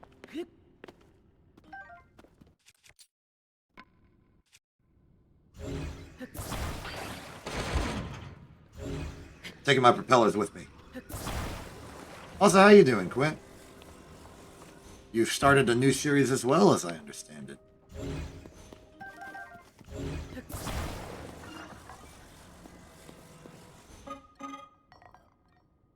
Where did you put my fans? I was holding those. This cave is especially dark. That's what happens when they're dark. You haven't... I do have bright bloom seeds. They grow in caves. There was a time once when they grew here as well. Well, that's unfortunate for your new series, but I think it's funnier that way. If you just try really hard to finish it, and it doesn't happen. I think that's as fun and enjoyable as success in your case, given you're just playing 300 approximately games. You are a big fan of hubris in that way. Oh, there's my fans. You just teleported it back into existence and it jump scared you.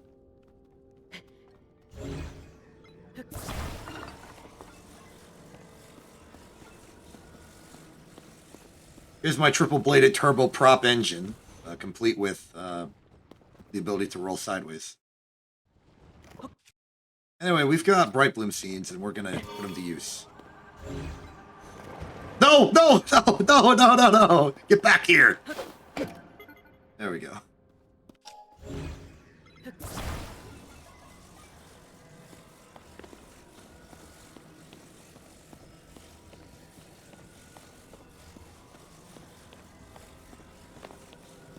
Self-propelling flashlight. That is basically what I've invented. The Zonite. The Zonite will also be very important for us as a material to gather.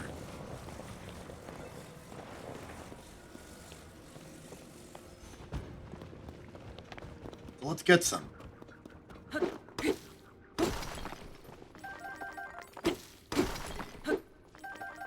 I keep wanting to pronounce it Zonanite, but that might just be because I'm a fan of hit novel Project Hail Mary. It's a good book. And I want to pronounce it Zonanite like I would pronounce Xenonite. Did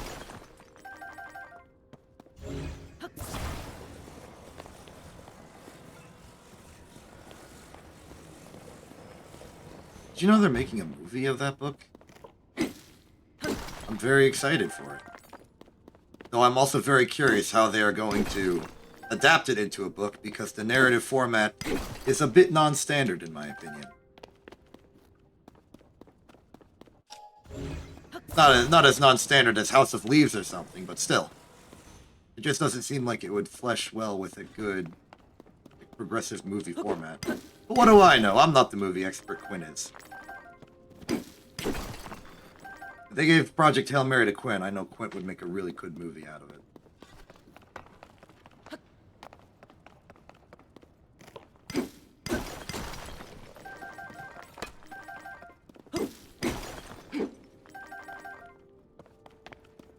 I also want to know how they'll do that, but don't give too many spoilers. There are people who have not watched the book.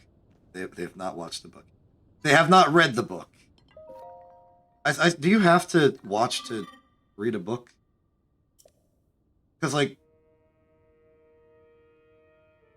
Actually, you know what? Never mind. I don't even agree with my own argument here. I'm just gonna quiet myself. It's fine. Anyway, we're learning about Zonai capsules, which are Zonai devices in Pokeballs.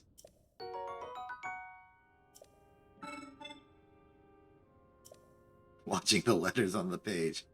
Look, I was about to make a philosophical argument about whether you need, like, if reading something involves watching the letters, but then I realized that I don't even believe that reading requires the use of sight as one of the 5 senses. So, like, why would I even argue that it's not even... Okay, I'm going into a separate... I'm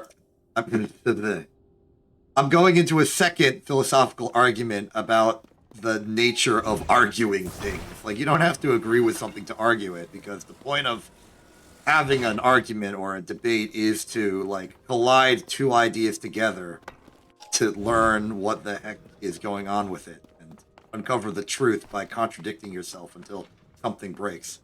Hello, Shovel Master. How you doing? Zonanite.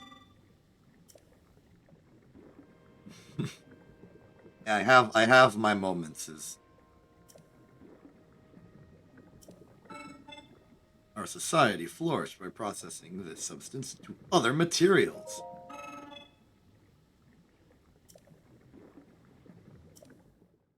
He's gonna put on display all the things he's forged from the forge. We've got Zonai charges. And crystallized charges. Zonai charges are what power Zonai devices. The charge can be consumed to replenish your energy cell.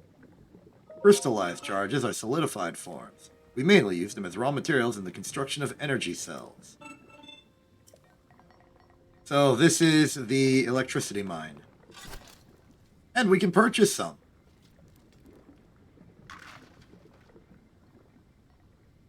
I am suddenly having an internal debate onto whether or not we should purchase some. I think I'm going to hold off for now until I know we can get past the roadblock later on in the island. Because remember, this is still a challenge run.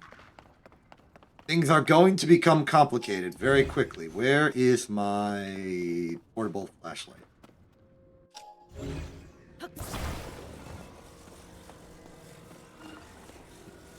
Your behavior is a threat, buddy.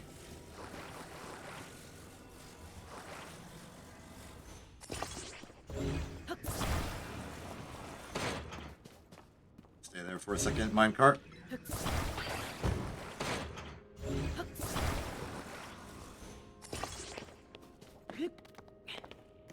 Go!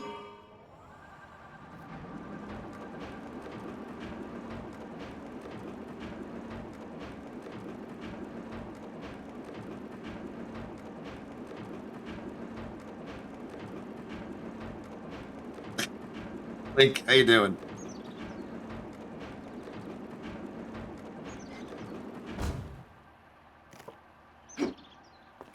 We've arrived.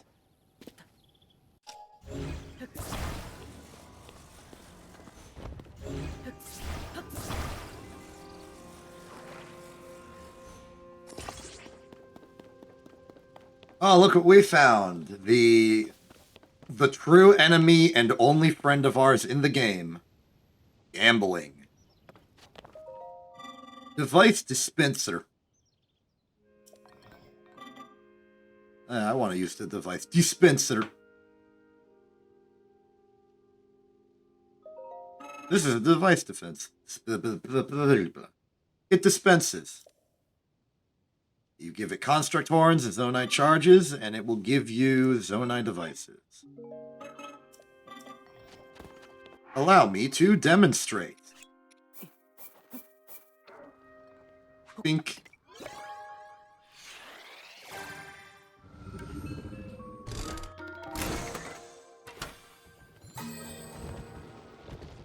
Yeah, we got a lot because I put a lot in. And they're just casually selling flamethrowers. Oh, sorry, not a flamethrower. A flame emitter. It's completely different. We're selling exactly 20,000 of these, and they're going to help fund the construction of a rocket. Enjoy. Actually, wait, I think the not a flamethrower was for construction of the tunnel digging company. Yeah, it was like a boring company thing.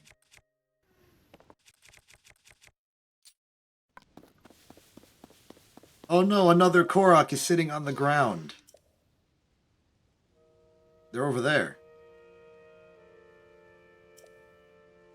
Not to worry, little buddy. I have the power of mechanical engineering. I'll get you over there in no time. First, we need to attach you to this solid foundation. Now, for your safety, let's add some crumple zone technology.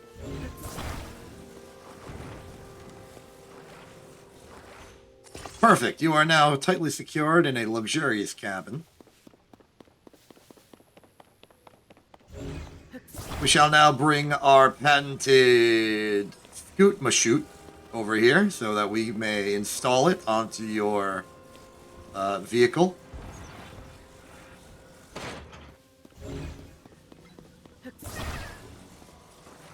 If you simply think of this as a limousine, you will not be far off. All right, now that we have you attached here.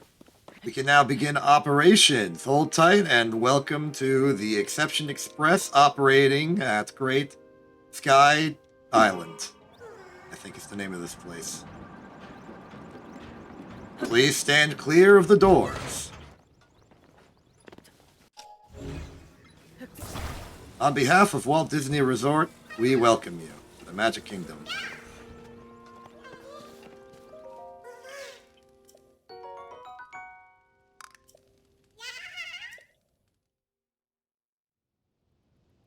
I could totally pilot the monorail. Disney World.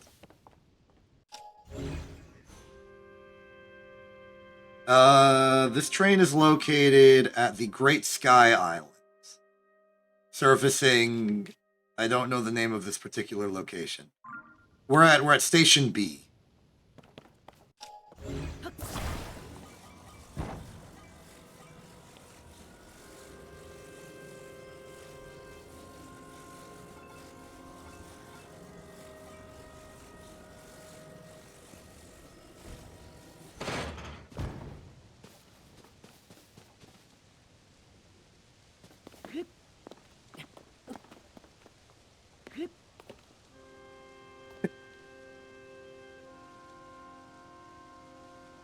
All right, let's begin. Travel. We have derailed.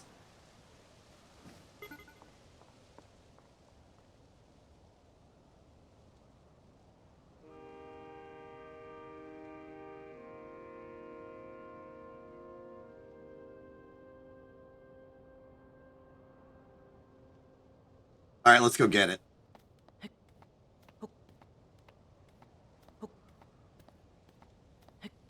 That one's for the clip.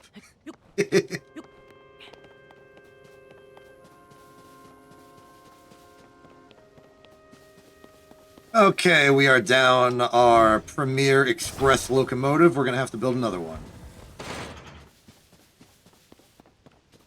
No biggie. We got all the materials we need. Like whatever's in this box over here.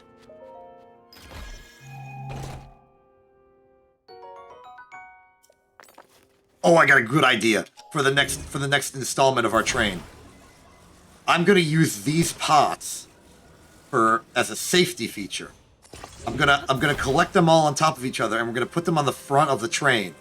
And this'll be like shock absorbers. They're gonna be crumple zone technology, so that when we arrive at station and if we crash, it'll be safe. All the people will be safe and safetied,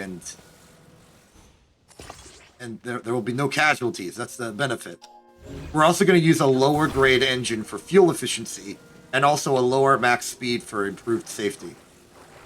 I think with these two features, we will be... we're on the wrong track.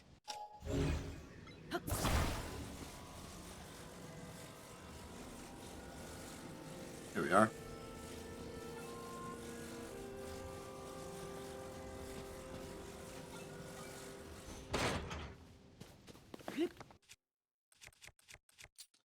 So my one concern is that the track is still out. But I really want to demonstrate the safety features of this crumple zone technology. So we're gonna...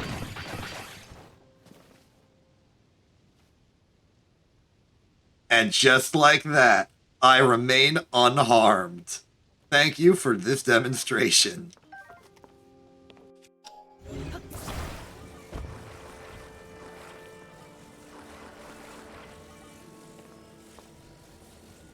Anyway, I think, given we only have one rail in operation, we should operate on like a cable car system for this stretch of the park. You've heard of Disneyland. Get ready for Disney Sky. That's what I'm calling this place now. We are currently in Disney Sky Amusement Park. Bonk.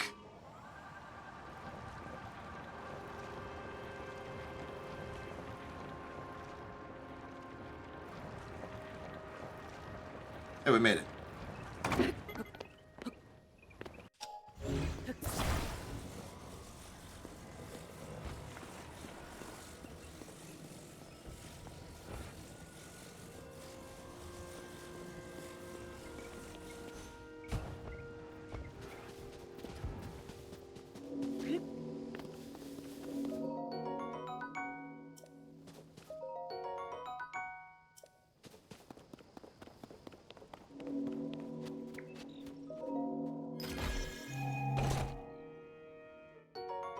A pot for cooking.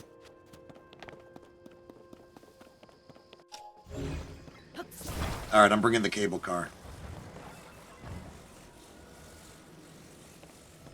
Oh, like Disneyland, Disney World, Disney Earth, Disney Planet, maybe.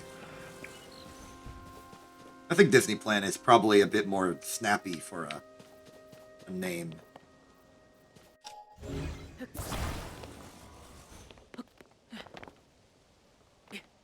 Onwards. Ooh, Disney Sea. That's a good...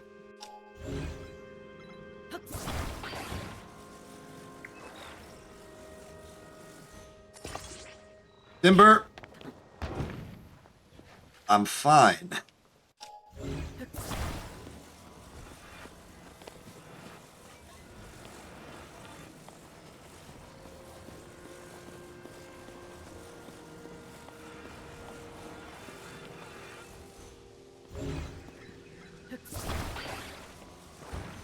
Well, in that case, it should probably Disney Air.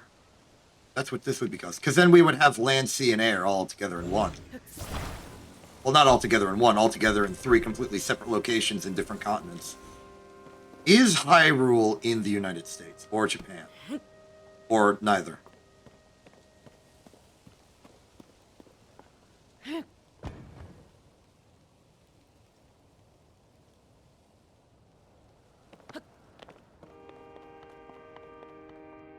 Hmm.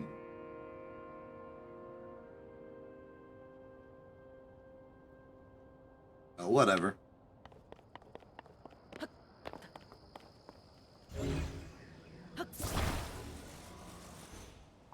Oh! Hit. Let's see what this tower is all about. Hello. Ah, I see. Fascinating. Tell me more about Disney Air.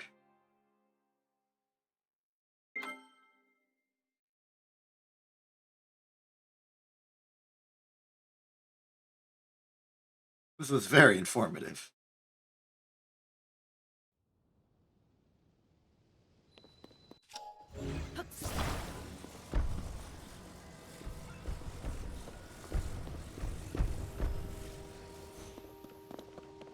Alright, take 2. This time with a lot less diplomacy.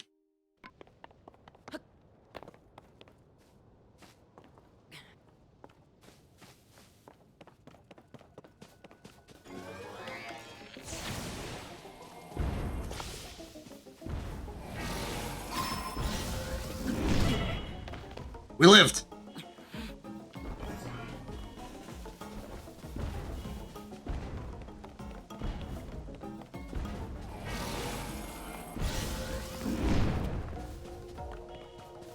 Gotcha!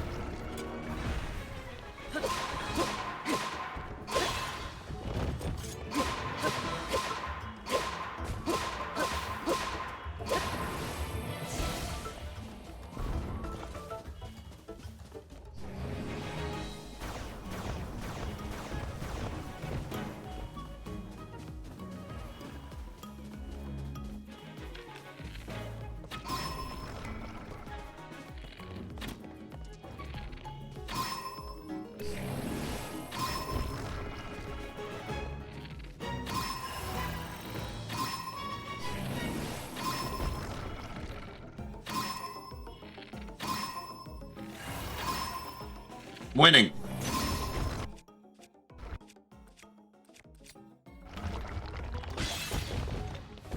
Wait, gotcha!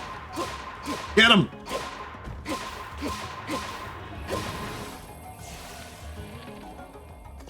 The cube!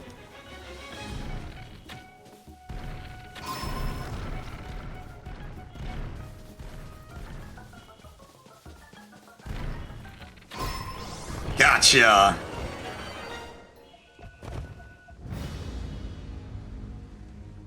Triumph. And now we're rich.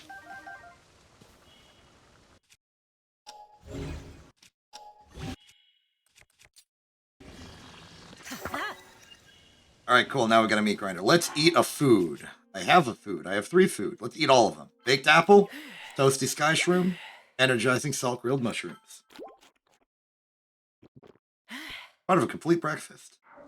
It's a really good thing that we had that cooking party earlier, otherwise I would probably still be very damaged, and injured, and hurt.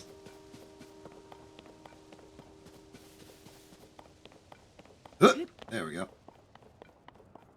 Oh.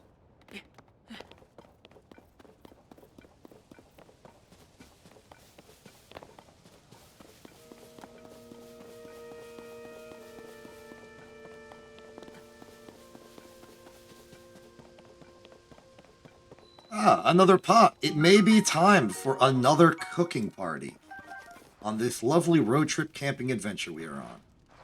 Hello there. How are you doing? Snowy mountain above us is extremely cold. Fortified how? Insufficient preparation can lead to you just being freaking dead. Meals that warmed them. The meals were typically prepared using ingredients with warm-sounding names. If you just name something a name that sounds warm, you can use it to fend off the cold. Some also wore thick clothes or warmed themselves by a fire. These solutions were effective, but less accessible. Be mindful of your ingredients when cooking. My understanding is that only one cooking effect can apply per meal. You must take care not to eat something with a different effect afterwards. The chill will set in again sooner than you expect. Fascinating. All right, it's time for another cooking session. Really got to get some like dedicated cooking session music at some point. All right. So what do we want on the menu? An ice warm glass of water.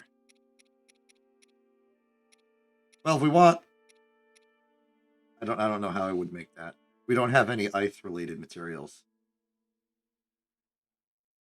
Oh, you want me to put on the barrel time music for this? I don't even know if we have barrel time. Hold on. I'll check. Let me disrupt the entire stream to see if I can.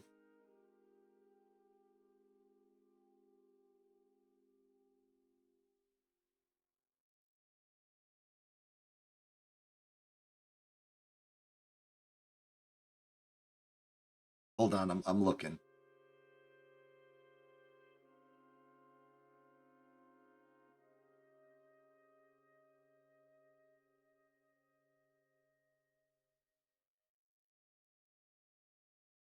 I don't know where it is. Hold on, yeah, but if we're here, let's just go to intermezzo for a second. That's what it's for. All right. Please bear with me as I look for this thing, which I might not even have. Sorry.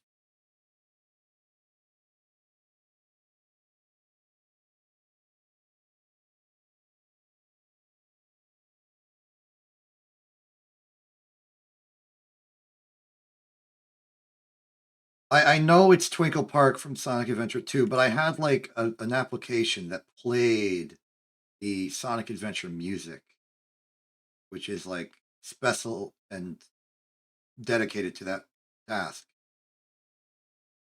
So I don't exactly remember how I get to it.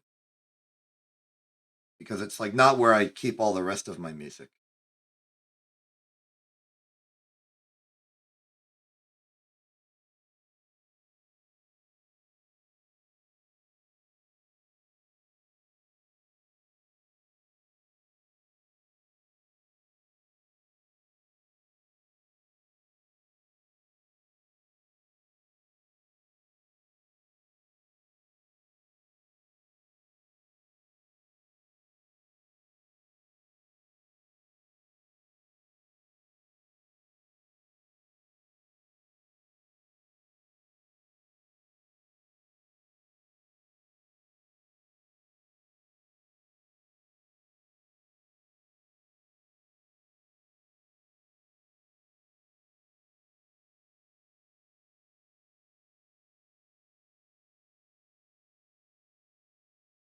Yeah, I'm sorry. I don't know where it is.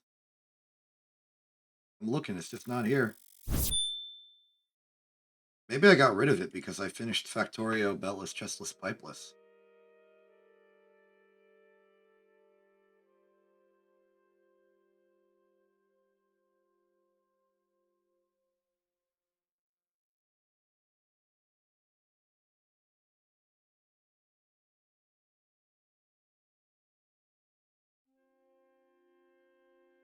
Wait. I found it. I found it. Hold on. I'm cutting all audio so you can only just hear my voice as I look for it.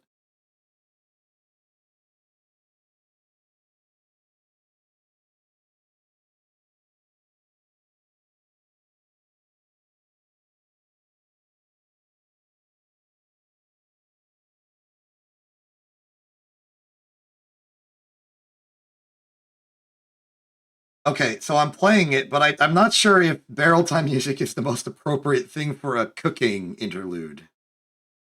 Like we may want to use a different song. In fact, let's use Twinkle Park different song from Twinkle Park. No. No, this is a bad choice. Bad choice.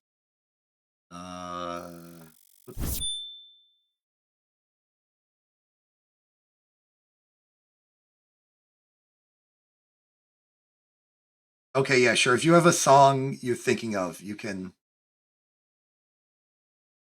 call me real quick to see it, to sing it. Let me just get access to you calling me real quick. All right, go ahead.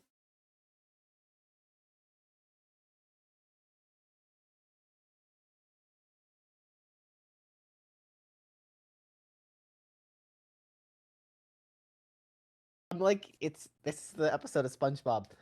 Hello, I'd like you to play that song again. Which one, man?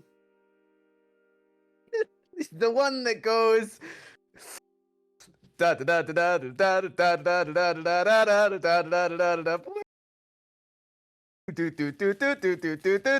gets mixed with the Space Jam theme a whole bunch. I have no idea what song you're referring to. No idea what song that is? I'm gonna lose my mind. Just try and sing it better. That was the best I could sing.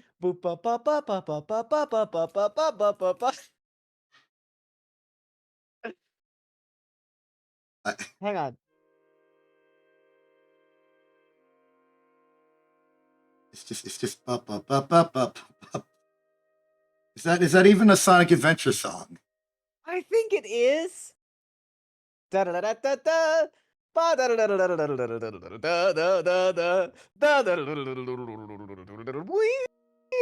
the piano bit kicks in again.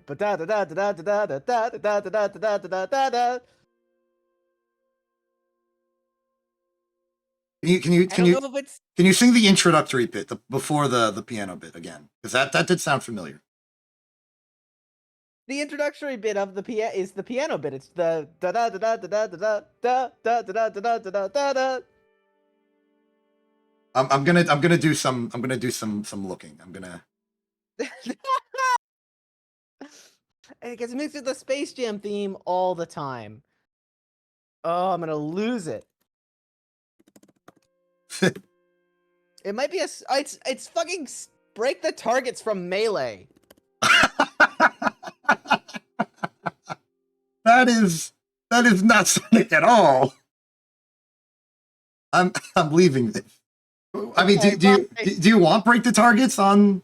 Do you want? I feel like it would fit. Do you want me to just boot up a YouTube video that is Break the Targets and just play that? Like cooking music to me. Oh, okay. I'll see what I can do with what I have in the Sonic soundtrack. It seems like we want a variation of Barrel Time. Great. All right. Have a good not having Break the Targets. Have a good realizing what stuff is in what game. No problem. Okay, everyone. I think we're back. That was a bit of a mess. I'm just gonna start dumping songs from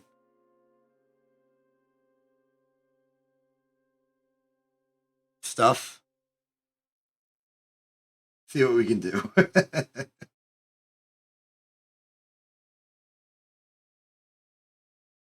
I'm gonna have to cut the music again just so I can start experimenting without just having songs at random.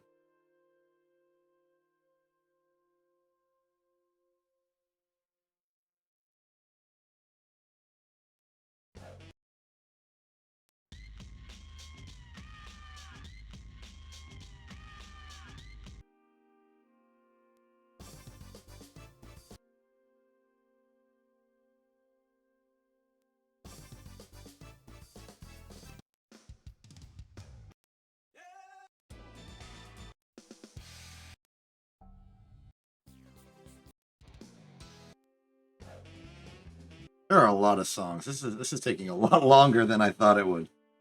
I apologize for this. Oh, let's go with some of the casino options. Those might be good.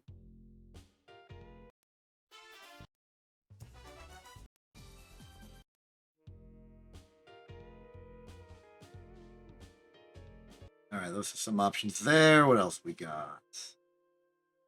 There, Emerald Coast. We got 3 variants of that. We got Egg Carrier, 2 of those. What makes a good song for cooking?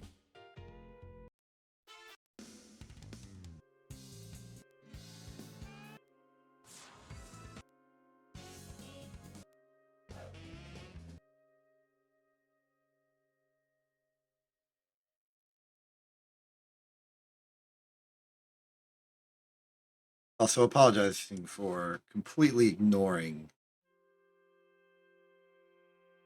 what Quint was saying during all that.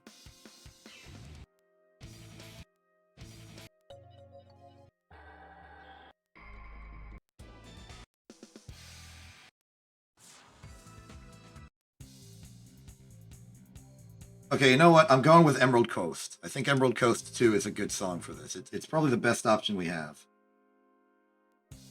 There we go.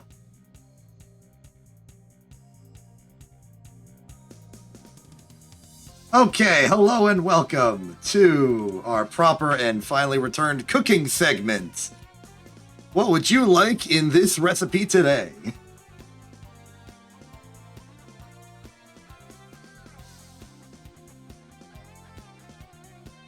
Make your choices now.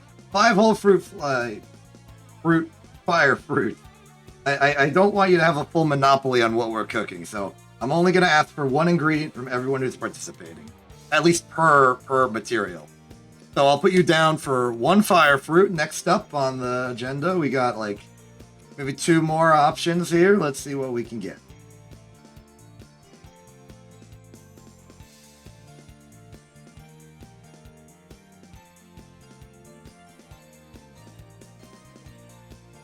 Garlic. That is 1 stem bulb. I'm glad I could recognize what the heck you were talking about.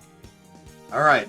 I'm going to put in like a 30-second alert for the last ingredient from anyone else who wishes to contribute. Mushroom. You're going to have to specify. Rush, Stamella. I'm going to go with Sky Shroom because it's probably going to be one that doesn't conflict with the fire fruit option. All right. Let's cook.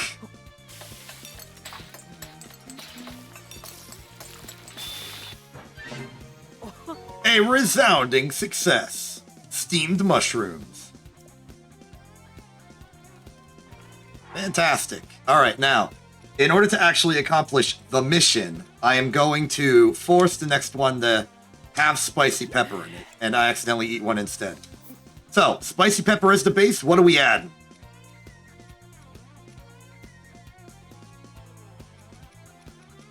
We might actually be pretty restricted on what we're allowed to add because we, 1 whole fire. You just keep asking for the fire fruits here. In that case, I'm adding another spicy pepper. All right. Anything else? Link has become vegetarian. That's a terrible idea. We're gonna have like great meat pasta recipes and stuff. Forget that. Anyone else? Going once. Going twice. Waiting for the stream delay.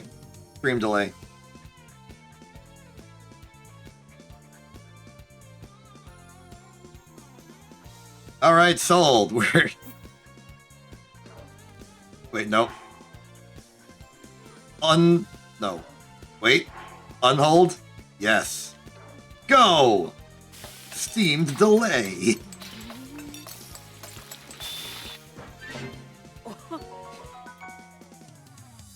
Look, we can't keep conflicting with our abilities. We need a...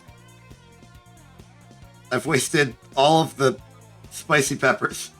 It is now impossible for us to make food that can keep us warm.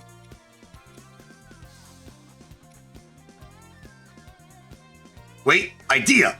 Okay, hold on. We're getting experimental with this. Choo-choo jelly. Yeah, I gotcha. Then...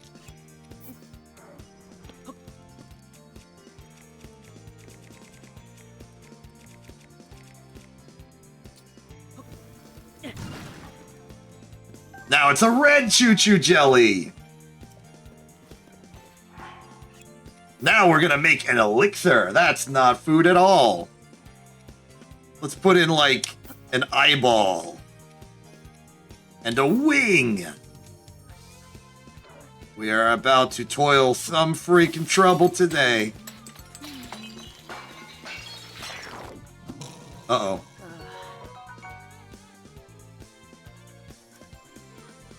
Alright, mission resoundingly failed. I don't know how to cook dang food. Oh, I remember what's wrong. I need an insect with it in order to make an elixir. Alright, we're going through this. We're going through this again. Red chuchu jelly. Yep, I got you. Hold that, hold that, hold that. We cooking.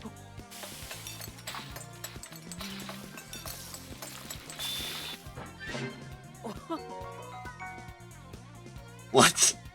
Why is that sneaky? Why did I get sneaky from that? What?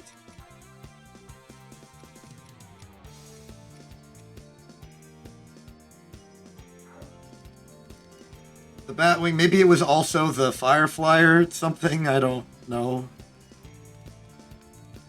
Well, alright, I'm officially declaring cooking time over. We're stopping that. We gotta get back to the dang game. And deal with the fact that we have no method of keeping ourselves warm.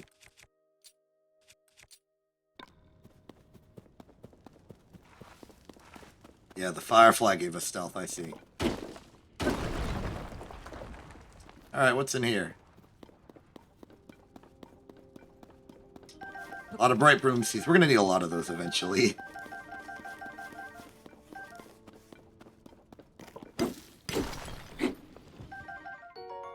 A ruby! Okay, you know what? The plan has changed. We don't need whatever we were doing. We have the best method for material operations possible. Here's a trick they won't teach you in your academic classes.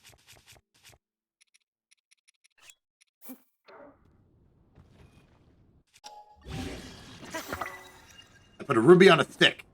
And the ruby has the aspect of fire magic in it, which means I am toasty warm.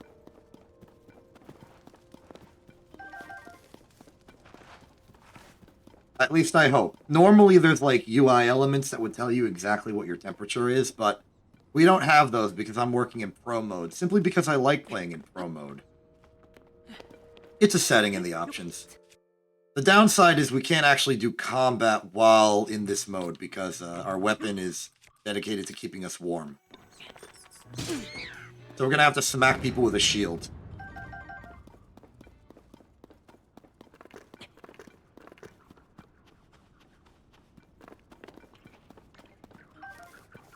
Oh, what's over here? Aha! Montfroggery.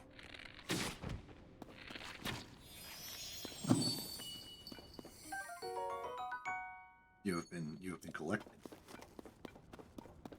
All right, new question. How do I leave? Oh, hey, leaving.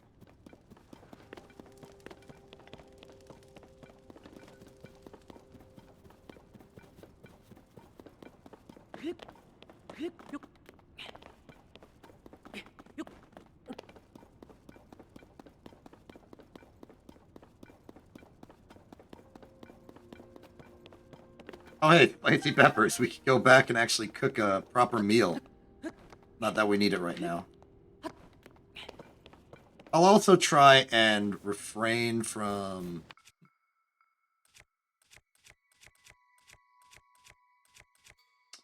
I have an idea. If I splash flying enemies with water, will they fall? If I were able to aim correctly, would that help me? Alright, so the answer is no and yes in that order.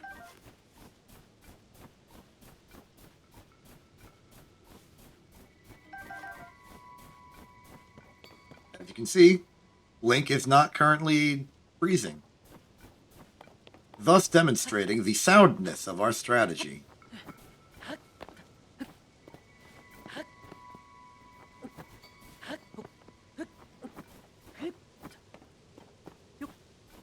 Dandelion.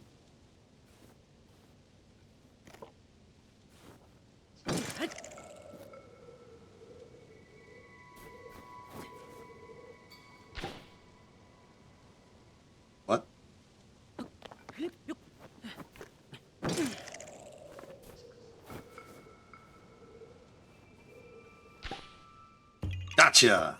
Ah. Yeah, I'm not Hetsu. I'm some other guy.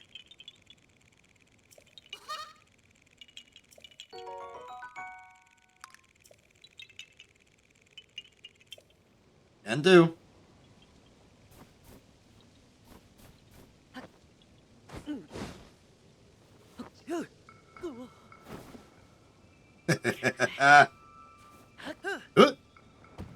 Bonk. Alright, let's keep going. I saw the shrine up there. Aho!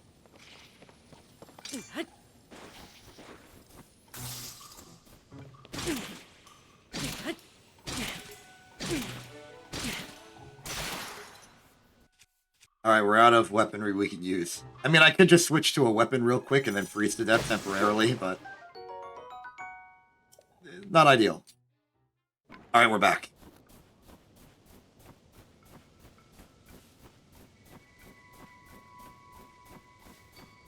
Hey, Rars, how's it going?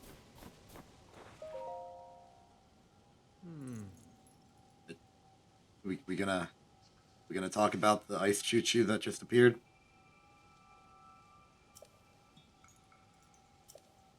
No? Alright, cool. Thank you for apologizing for the people attacking me, but you have not apologized for the blob attacking me.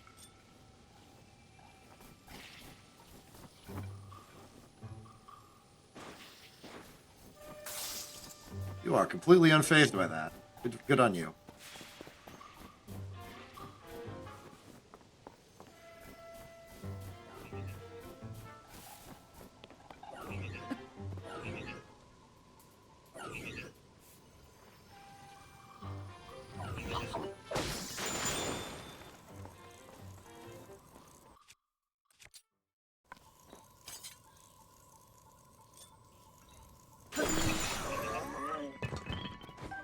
Got him.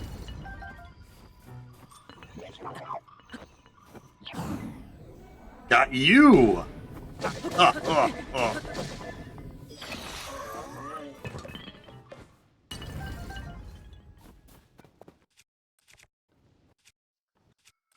Oh, look what it is. It's look what it is. I'm reactivating the music.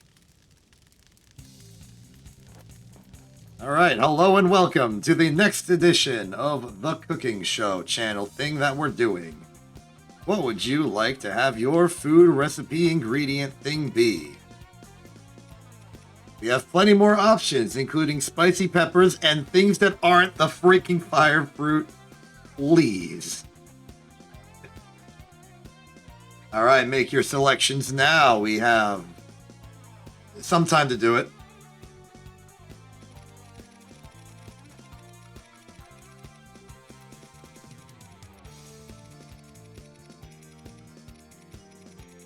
One more selection for mushroom. A guy's room has been added to the ingredients list. Next up on the chopping block is some other ingredient.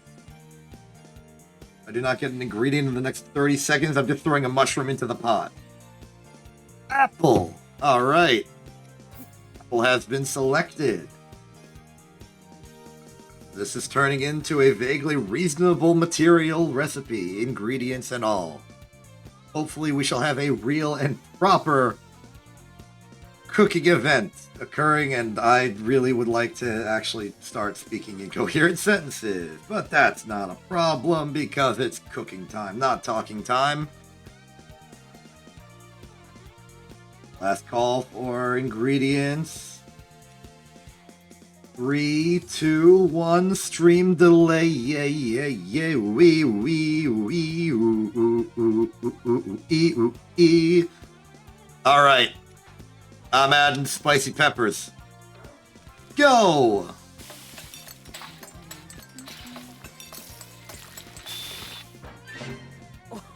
A resounding success. Cold resistance has been achieved. I can finally put away the dang ruby stick and eat a delicious meal. Fantastic. We now have 3 minutes and 30 seconds to accomplish our goals. Thus concludes cooking time. It's over. There's no convenient way to stifle the audio. Meanwhile, bonk. I would very much like to have a weapon that is an icicle. Let's take this wooden box club, bash it against the ground a little bit. Alright, you know what? I'll do the manual way.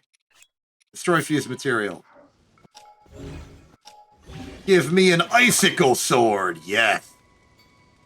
That is what I'm talking about. I'm gonna stab somebody and they're gonna get frozen.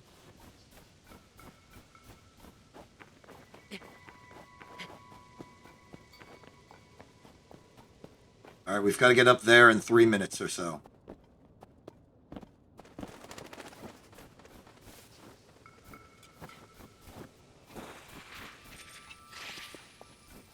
I got time to deal with them. We got a mission. A hostile.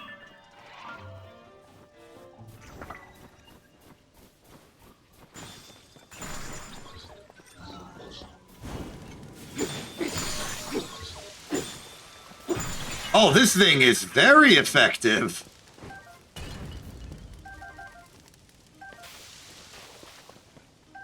Great work. Look at that. We're just spewing ice at people. This was a great idea. Welcome to the bottomless cave.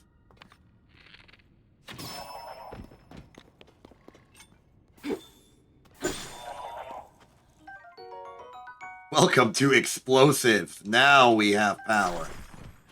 Oh, you're done perishing? Thank you kindly. Oh, I think our icicle ran out of ice to sickle with. That's fine. Ooh, so why do they call this the bottomless cave? What a silly question.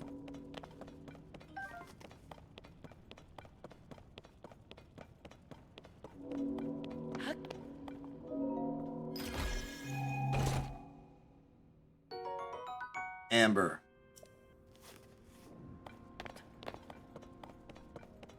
Swoop.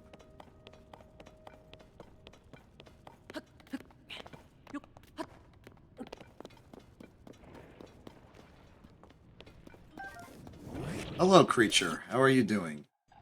Can I interest you in an explosive? There you go.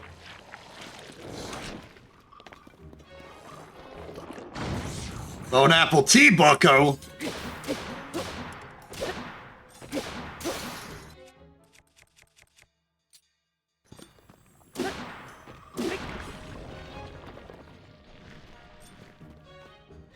Want seconds? Too bad!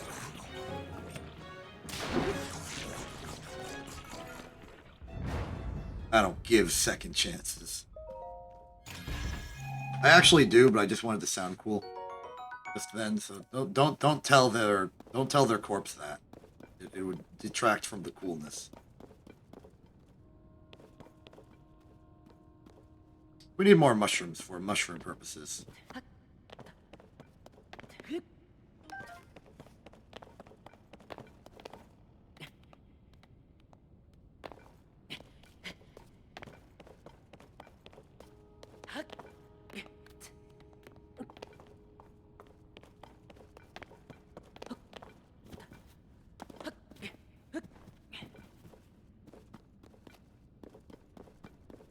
I wonder how many minutes have gone by and if I have any cold resistance left. Hard to tell, hard to...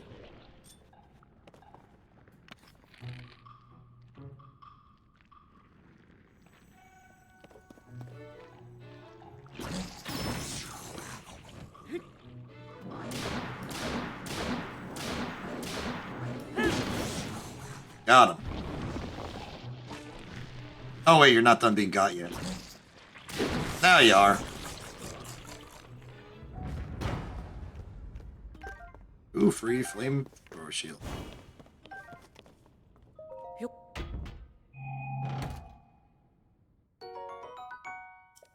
Oh! Pull. See that, Quinn? I stole your joke. Alright, so we've got a flame emitter on a shield, so... that happens. A good ingredient for elixirs, that would be... would have been great earlier. Yeah, that's what you get, Quinn. You get your joke stolen. Ah, yes. We are cold. Maybe I can fend off the cold by slowly, like, by slightly incinerating myself every once in a while.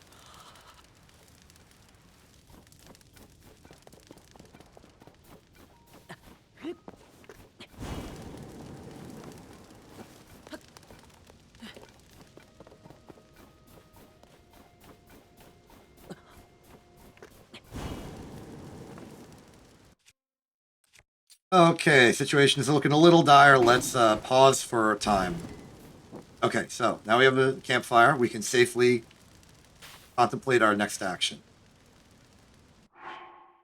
We've got some ingredients for food, but no pot to use. Actually, we do have a pot. It's time for the first cooking time on the go.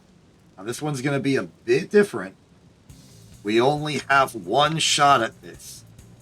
These portable pots are only good for one cooking operation, and we need to make sure it counts. So I'm putting in 2 spicy peppers to start us off. But now it's up to you. You have... hold on, I'm waiting for my timer to go. And... you have 30 seconds to provide your food advice. I like how this has turned into a thing we're doing, by the way. It's really, like, fun and cozy. We're having fun, and I'm having fun. We've got mushroom. 15 seconds, everyone. That's the wrong mushroom. Anyone else? 5 seconds to go. Onion. Stem bulb in. All right. 0 seconds. Okay, excellent. We've got our materials. Let's cook.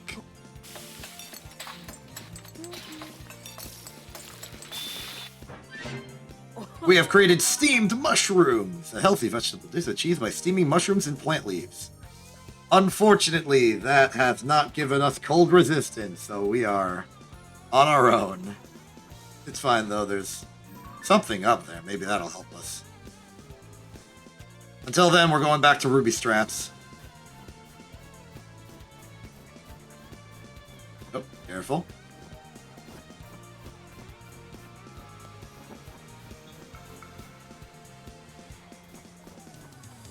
Oh wait, the music's still on. Cookie time is over. We don't need that anymore.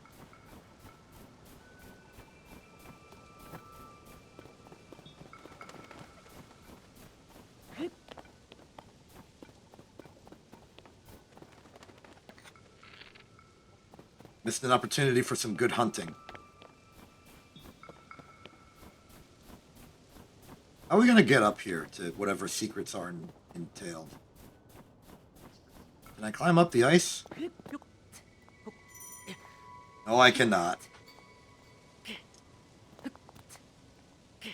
All right, we gotta make our own way.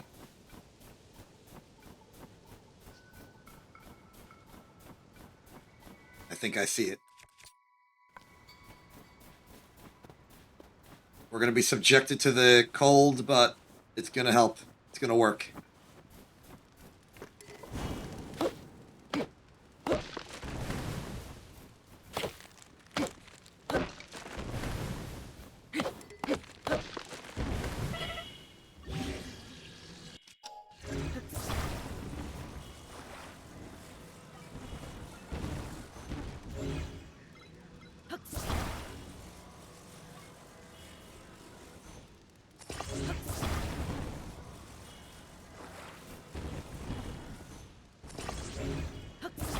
When in doubt, bridge.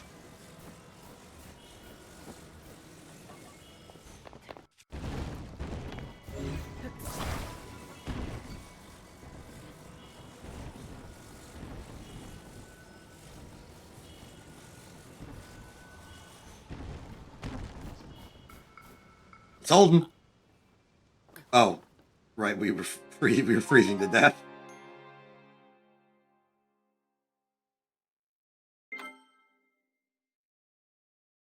Got a little distracted by my advanced engineering. I'm sorry. My bad.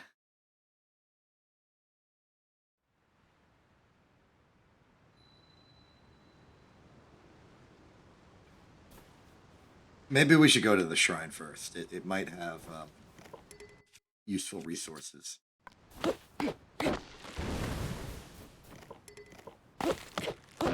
Okay, quick, go back to the ruby. Go back to the ruby. Okay. Now we should be good to perform engineering.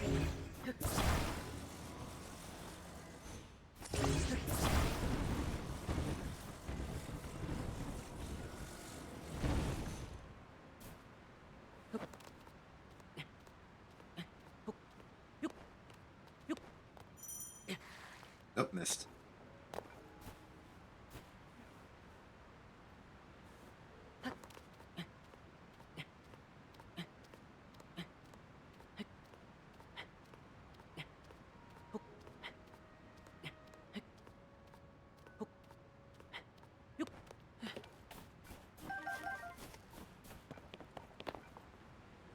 Oh, hey, a cooking pot. All right, general vote time. Not gonna actually do a real poll, but is it cooking time?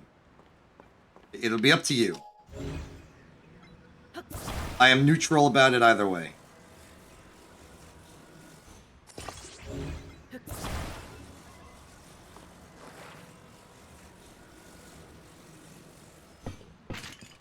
All right, no cooking time. Always cooking time. Okay, so that's one yes, that's one no.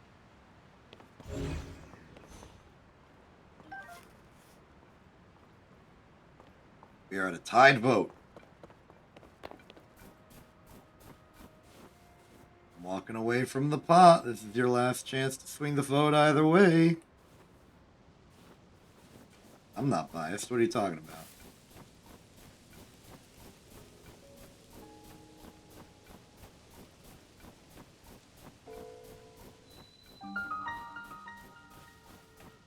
Welcome to the Getting Back Shrine. Time's up. The vote failed. Not enough yes votes. The bot has not been kicked from the TF2 server. Forgot the backflip. We're an amateur hour here. I could have been backflipping.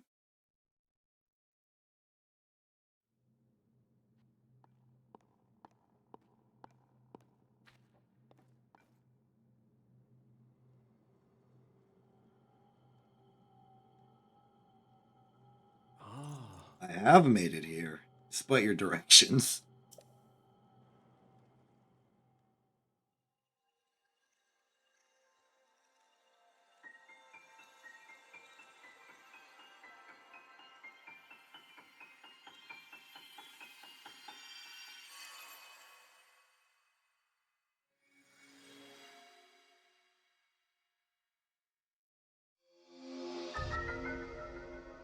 Ascend. We are now capable of going upwards. That's like the one direction we were having trouble with.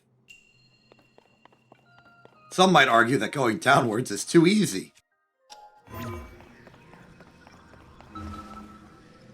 Diver up!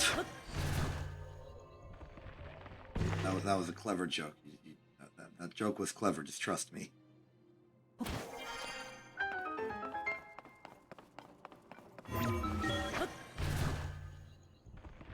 Oh, look, treasure.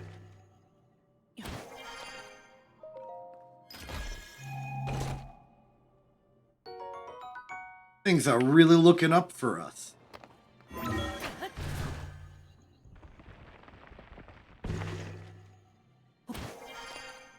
Ah, an enemy. I wonder how this will teach us to use our ability.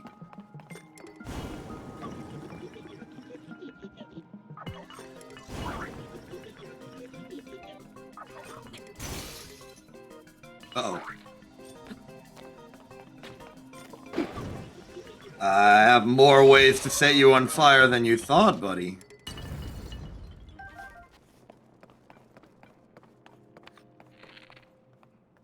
2 for 1 shot.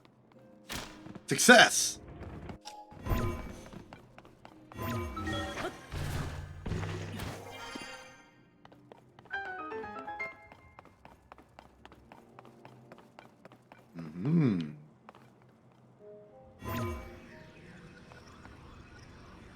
We are learning about the limited range.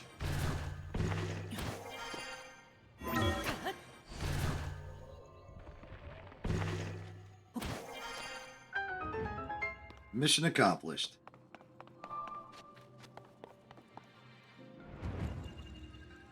Messed up that only after climbing a whole mountain does Rauru go. Oh, by the way, here's the mountain climber.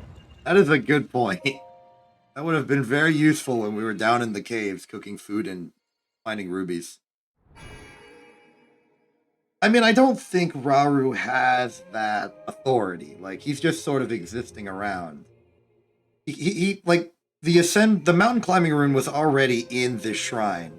And Rauru was just like, oh, hey, I'm not going to tell you so you don't feel bad about it. Possibly. Possibly.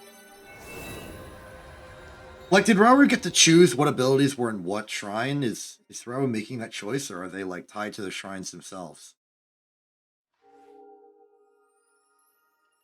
Actually, how are we getting these powers in the first place? We just have the hand for it?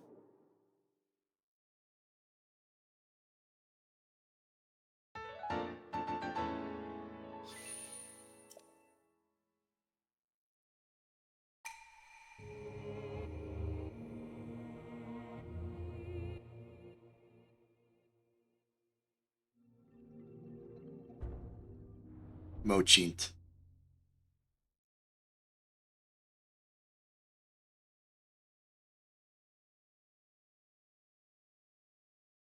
Use more of an effect imparting ingredient when cooking to increase that effect.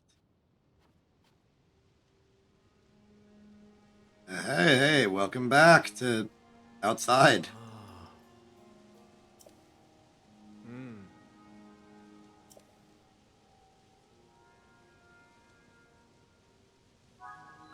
Cool.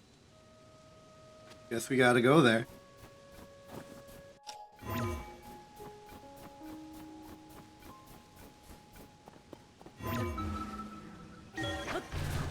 No, but you know what's really messed up?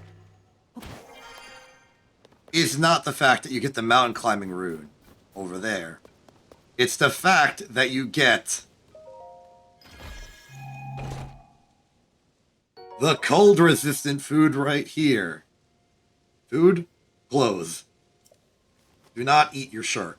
Don't eat your hat either. I know that people say they're going to do that, but they say they're going to do that in situations where they know they're not going to be able to do that. Like, they're not going to have to based on the bet that they're betting. Wait, my memory is activating. There was a thing I wanted to do over here.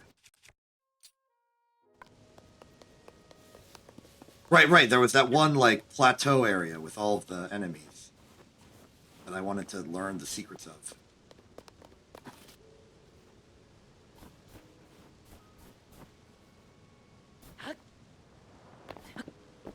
That was a really risky jump. Yeah, that place over there. I want to go there.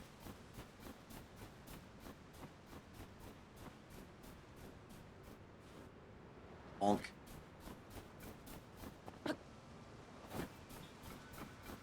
Oh, look, a protruding platform that has a flat bottom and top.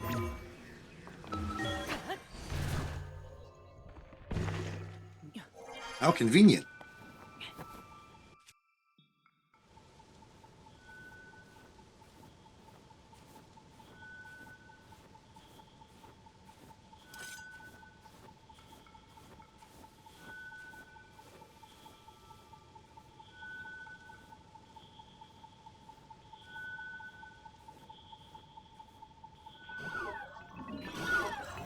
They've seen me!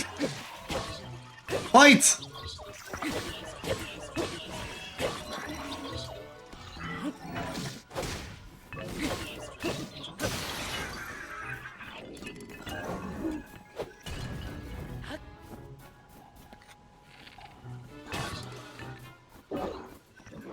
How do we deal with this guy?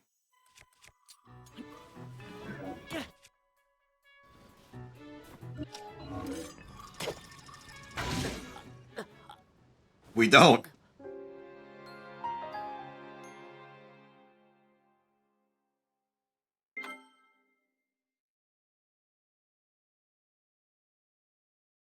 Don't get shot. That's some good advice there. Thank you for imparting this ancient wisdom upon me.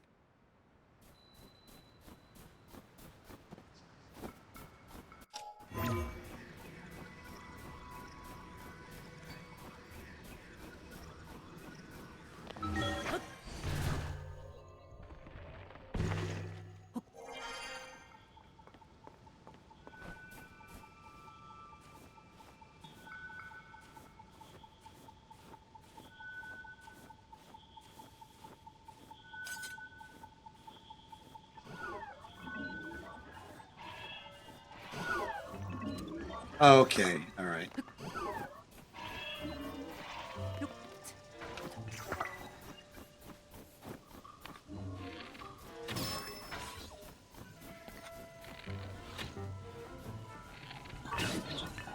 Run! Okay. Battle plans. Burn! Oh! Strike him.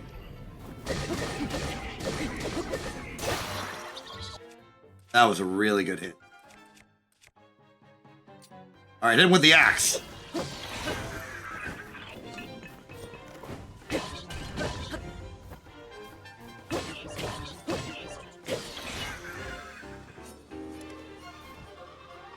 Mission accomplished.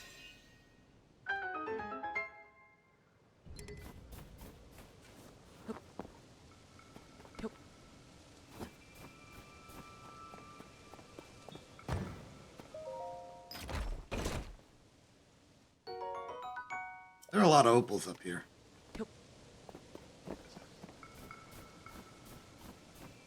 Honk. What I really want right now is a shield, but I don't have any shields. They're not very popular on this island. We're gonna have to improvise.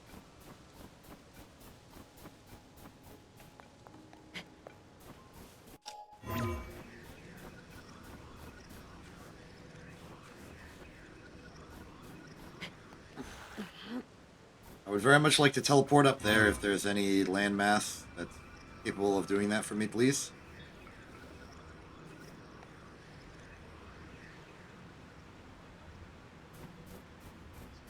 Doesn't look like it. Well, that's fine. We'll go with our normal method.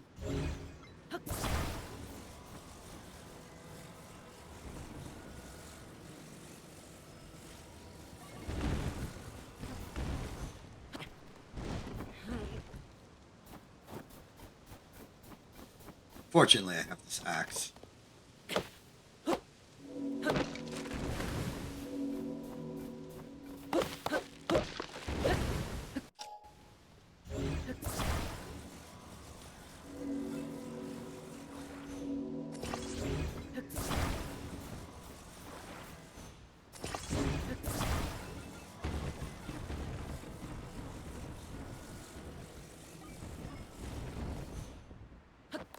Worries.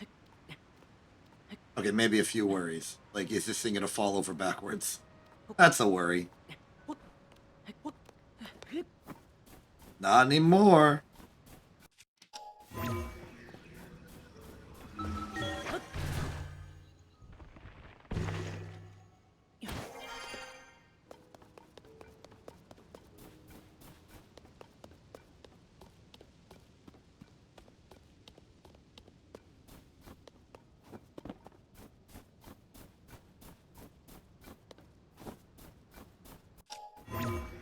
And here we have the introduction of another gambling site.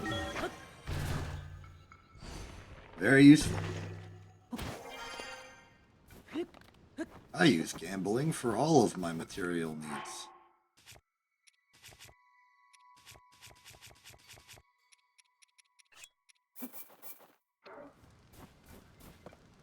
Boink.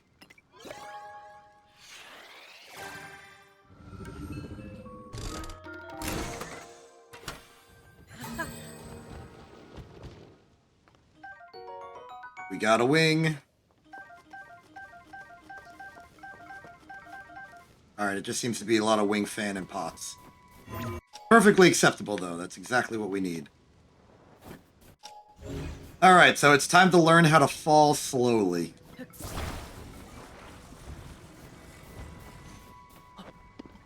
This is how you fall slowly.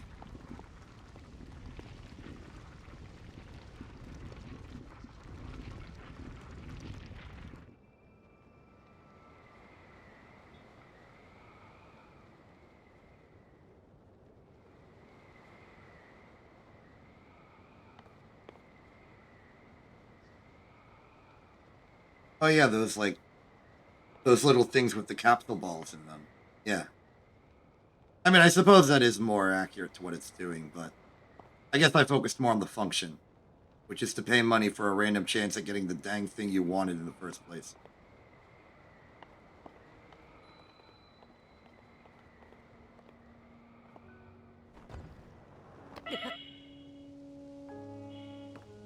That was a tough hit.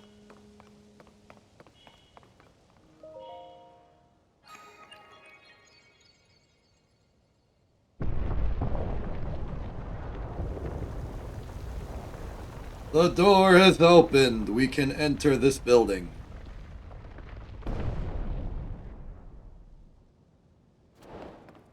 The closed door?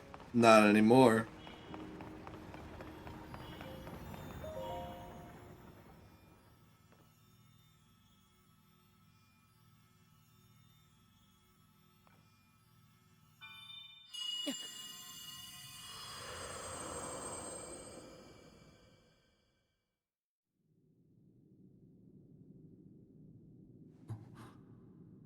I mean, I guess in an objective sense, that like one particular Zonai device is not more valuable than another, because they're all just an object in a container.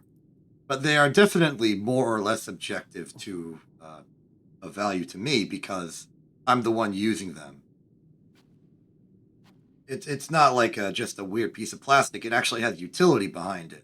Also, Zelda's just floating there, kind of in the middle of some random fog zone, and we're just kind of ignoring that fact, even though it is very weird. But yes, I do see your point about it being vaguely presented as a neutral choice. Like whatever you get is an object of arbitrary, equally arbitrary value. But I don't think it's correct to say that they are of the exact same value, or like the value is like completely out of the equation. Because these are tools, not just like random plastic toys. People are using them to do things like operate a raft or glide down to the ground safely. There are ones that are going to be more or less valuable to people. And it's definitely context dependent, but still. Also, we got the thing. Like, this is just happening in the background. I'm talking about like, capsule machines. Anyway, Zelda was there floating. We got some orange on our hand. It was a weird experience. And now we're back to normal. And I say we leave that conversation topic in the weird, mysterious void where we found it. Hey, Rars, how you doing?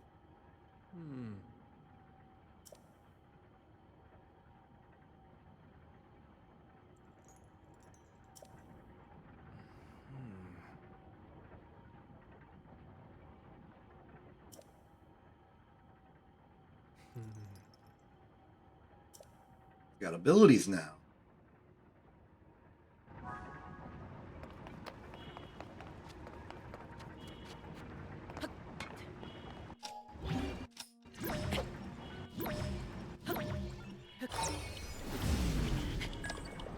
And here's the ability. The ever-famous rewind space-time.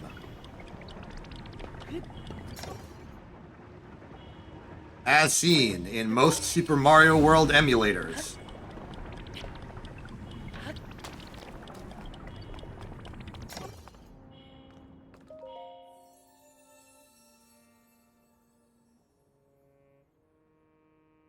Yeah, I'm being smiled at.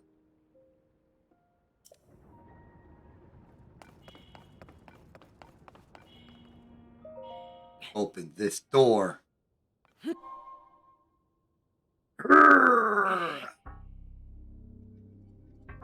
Failure.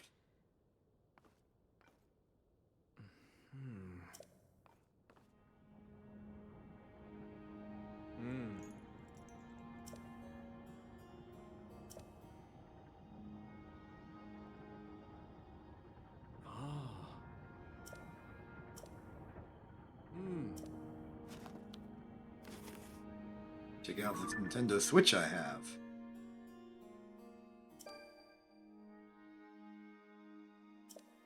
You can travel instantly to any of them. No, I can't.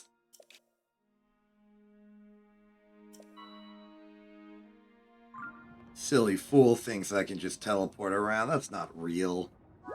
That's not real at all. Okay. We have now reached the inflection point. It is no longer possible for us to just pretend that this is a normal run-through of The Legend of Zelda Tears of the Kingdom. We have reached the moment of truth. We must get from here to there.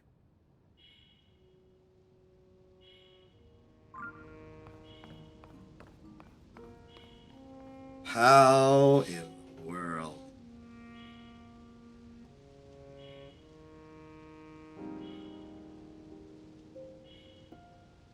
Okay, buddy, you're gonna have to stop blinking for a second. I'm eating the simmered fruit.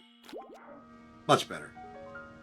Okay, so we need to use all the knowledge we got by painstakingly traveling through all of this land to reach there.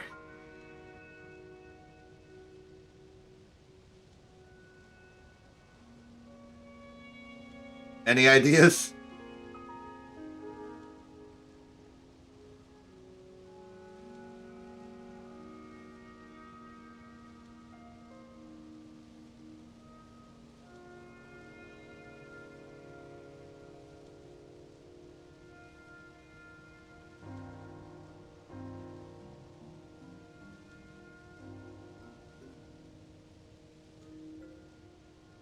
Oh, thank you so much. I look forward to the next 3 hours of being on this island, looking up and wishing that I could just, like, fly over there.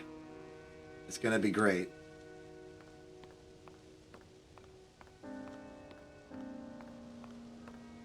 Alright, let's, the situation is not as dire as it may look, even though the situation is pretty freaking dire. So, we have with us the advantage of full access to these Zonai devices. So all we need to do is build a machine capable of flying up there with us on it. Now, in a regular run-through of the game, if we were a bit further along and not on the tutorial island, the options available to us would be pretty clear and decisive. Unfortunately, these four are really all we have access to. So we need to make a flying machine with fans, flamethrowers, portable pots, wings, and whatever else we can find lying around.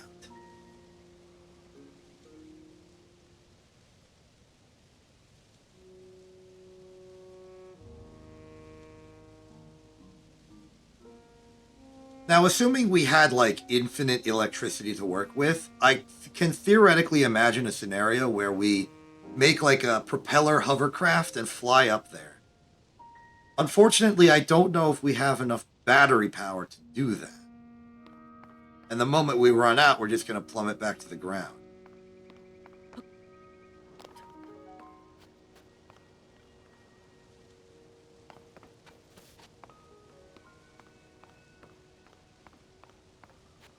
I do have one idea.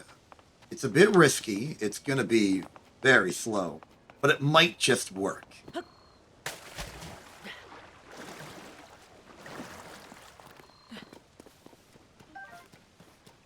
So, you may have recalled from like 1 minute ago when I was vaguely describing the situation that the problem with making a propeller machine is that we don't have the battery power to get up there in one battery.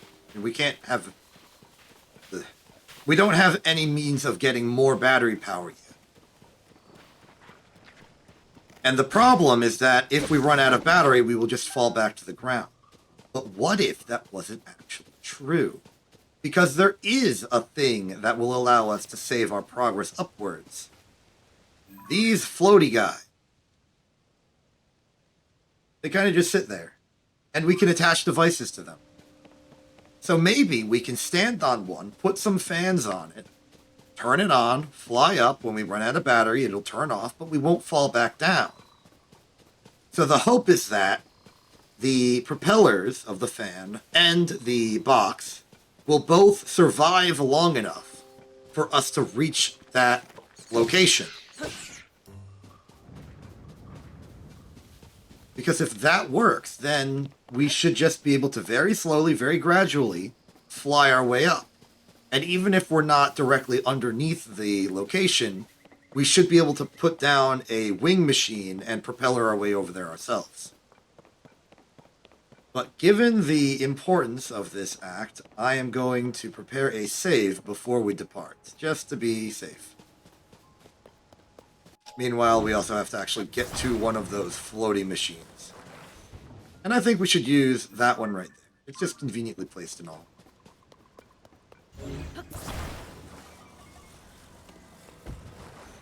We finally entered the challenge run portion of this run. And I am very excited, and worried, and excited.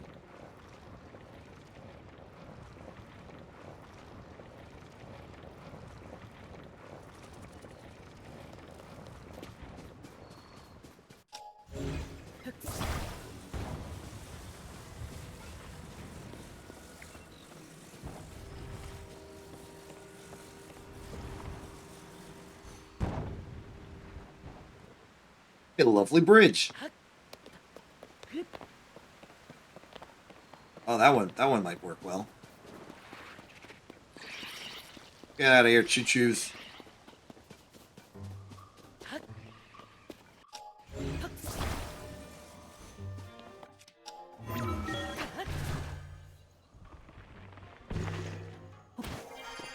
Okay, commencing Operation Gradual Ascent.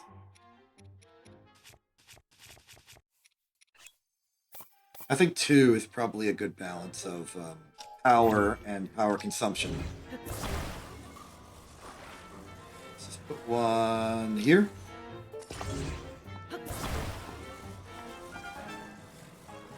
Put one here. All right. I am saving the heck out of this. Okay. Let's begin. Operation Gradual Ascent.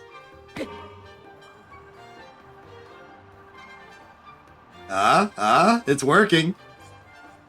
We are going up.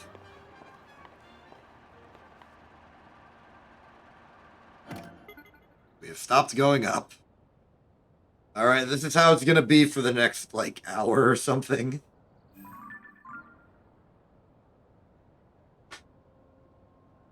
Oh, how's everyone doing? We're really gonna need to figure out a way to pass the time, so if anyone has ideas, I'm very open to it.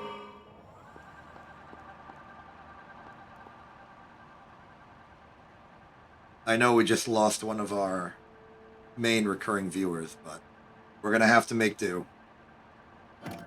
This really puts the long drive in long drives.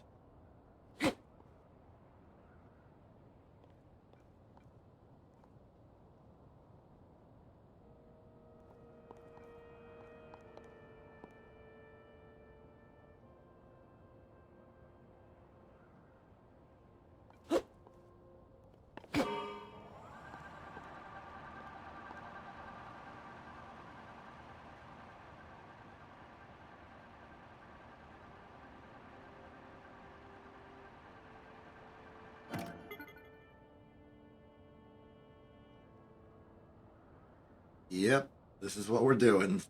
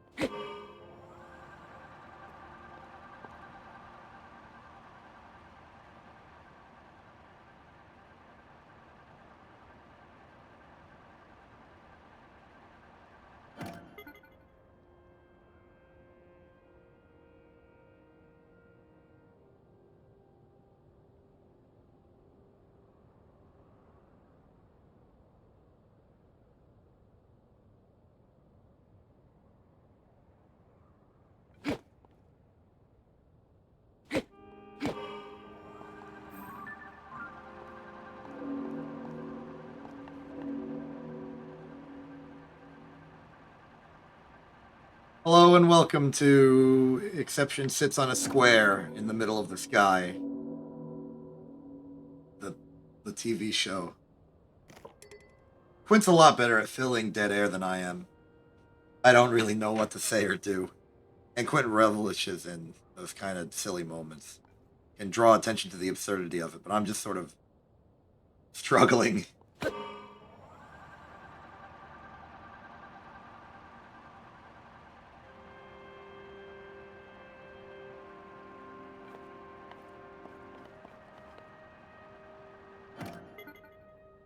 Wait, I got an idea to make this funny. Hold on. I'm scheming.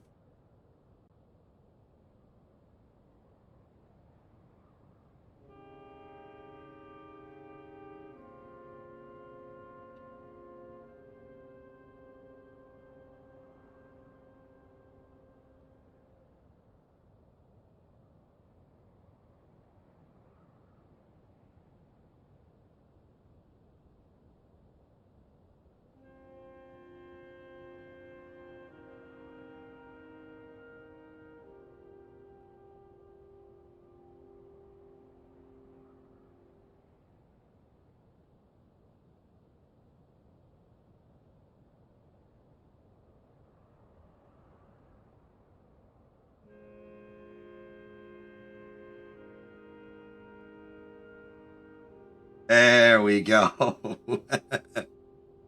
now we're rising.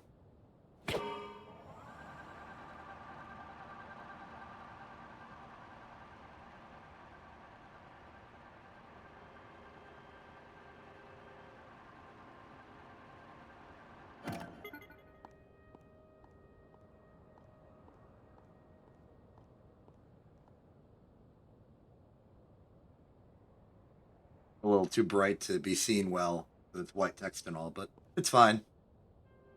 It gets the point across.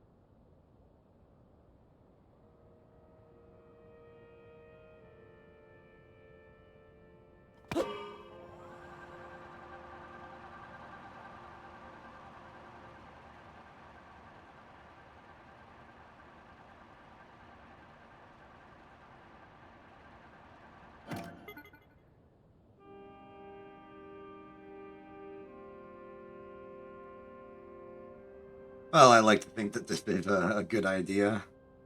Or the best idea we have.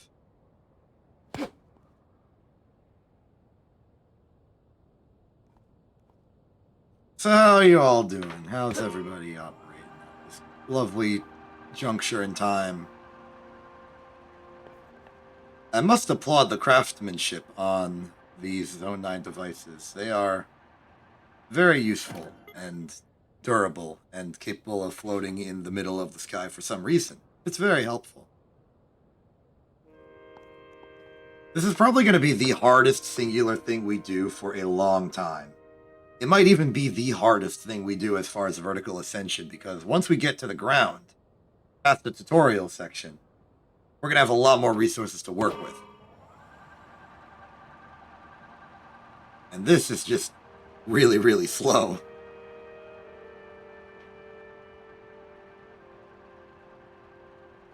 Looking at the islands we fall past at the start of the game when we're doing the big tidal descent, I think we're about halfway up. Because I think it's that, and then that big puddle over there. And I think they're spaced evenly, so it would be in thirds. So in between Middle Island 1 and Middle Island 2 is the halfway point, and I think we're past it.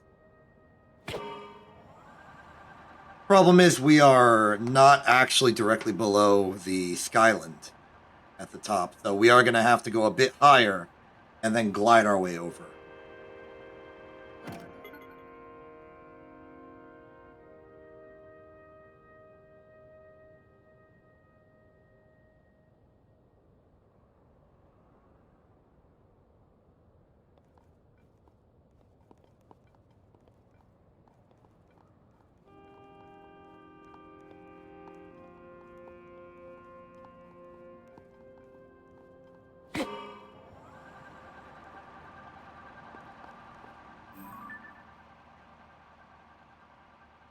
There's the platform we jumped off of at the start.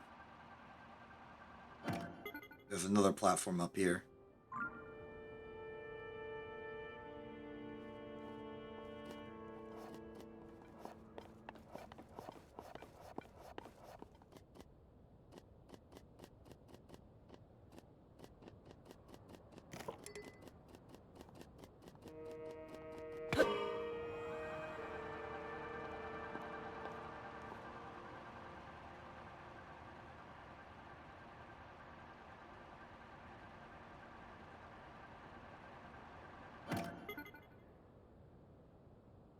I'm honestly impressed at how long this block has been surviving.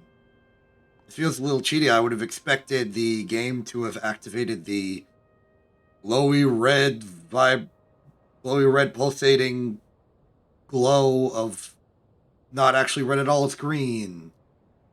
Of you can't go up anymore. I'm running out of words in English to say.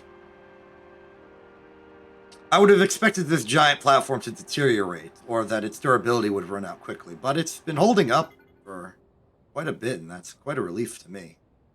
I'm not sure if it's time-based or distance-based or whatever, but this does seem to be strong enough to survive for as long as we need it to.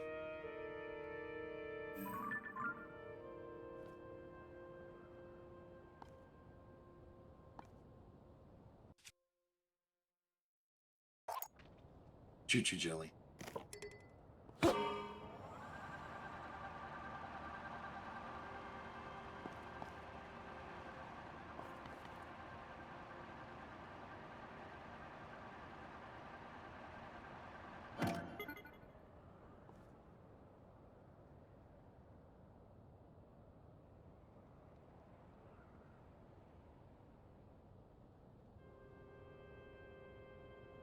That jelly knows secrets.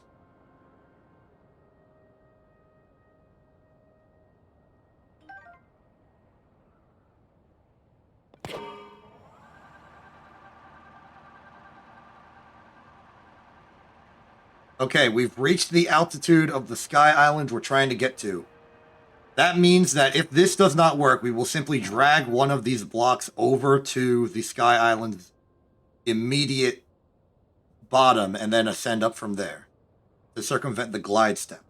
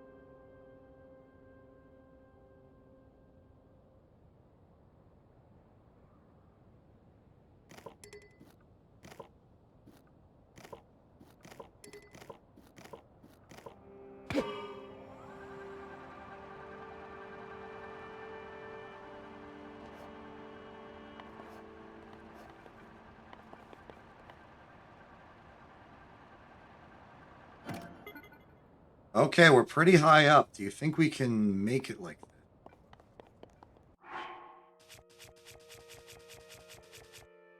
Now would be the...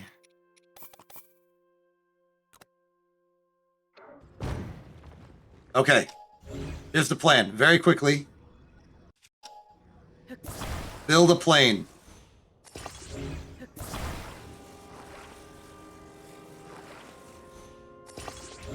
Now, as for launching this thing, let me introduce you to some professional techniques. We grab it, we move it out here, we wiggle it around a bit just to get the point across. Then we bring it back. Then we get out the rewind space-time, activate it while standing on it, and then it'll drag us all the way out here. Deactivate early so we don't go all the way back, and hope everything works well. It's working. It's working. Oh, look at this glide angle. We're totally going to make it. Oh, wait, we're out of fan. Look, I think the glide angle should be okay. Worst case scenario, we fly under the island and use the ascend rune at the very last second.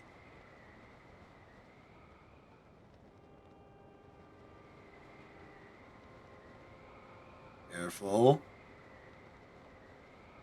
Oh, it's gonna work. It's gonna work. I'm aiming for the landing pad. We're going in for an official landing. Found the runway. Radiant descent. Let's go.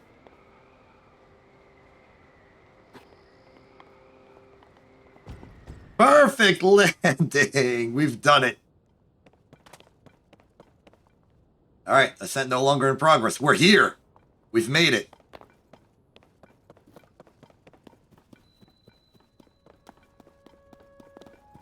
The final shrine.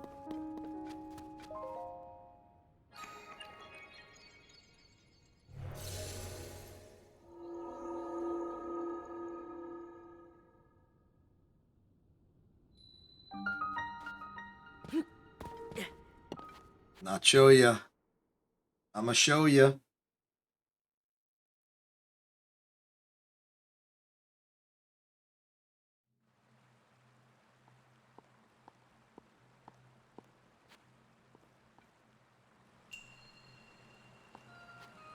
The ability to go back to where we started. See, it's all like clever and stuff because the shrine, all about the ability to go back to a previous location, is in a location you previously were in vaguely.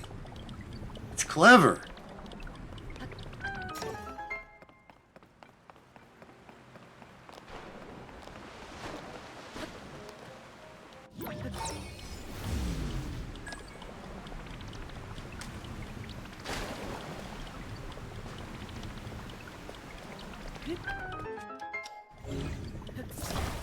You know, this part of the shrine teaches you about attaching things to rotating objects, which doesn't seem like it's appropriate for this shrine, but also I'm lying out of my teeth, and this is actually just a cheesy, nonsensical way to do it. Why turn around the rotation of this giant cogwheel when I can just stand on the other side and get risen up by a raft I stole? Easy.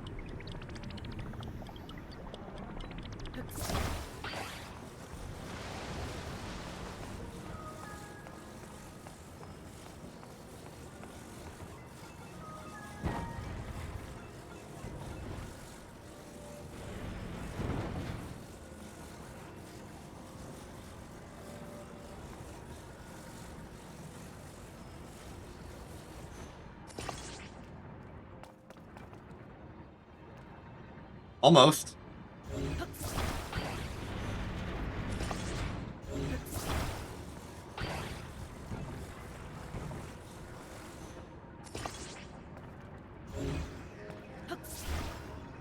Oh, wait, I see my mistake. I need to attach it to the other side.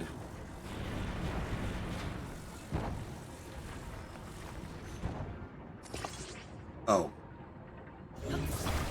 No, wait. That'll work. That'll work. Get ready.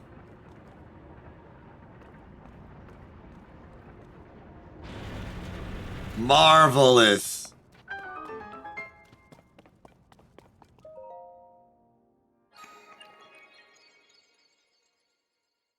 We got everything we need. I skip your statement.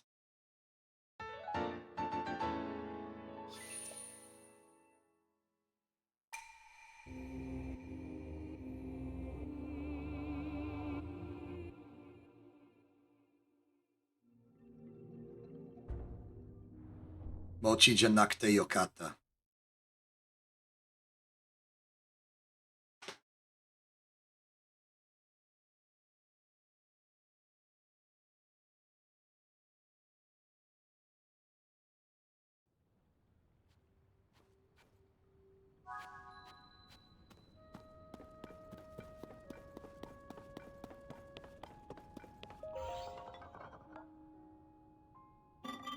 This is a crystal refinery. I have none of these things. We will probably not visit you because we have a lot easier access to another construct with a forge hammer like that. That is a lot easier to get to than what we just did. Alright, back to the temple.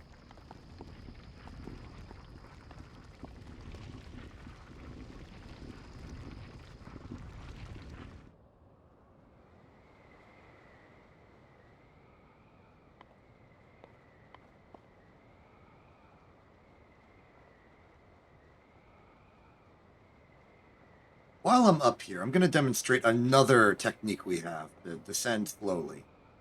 Because these wing things will sort of deteriorate after a while. They have a sort of durability to them.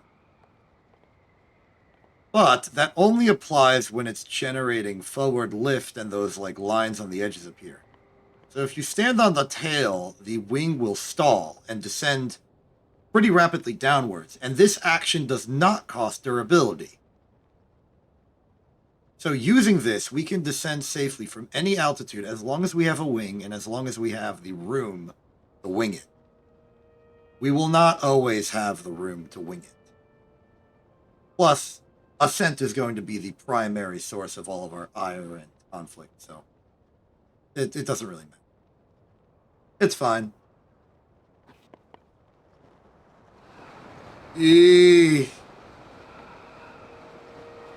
Plus, stuff like that can still happen. Fortunately, there's water. Alright, we're good. We're going to the Temple of Time once again.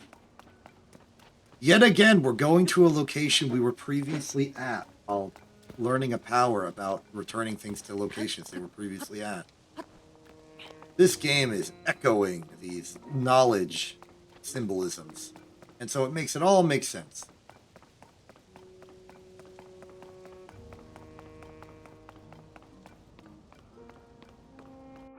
You know what? I don't need your recall power. I've got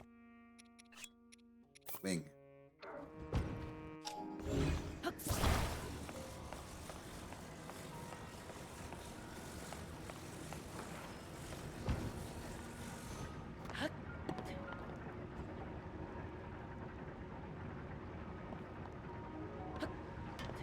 Ha ha!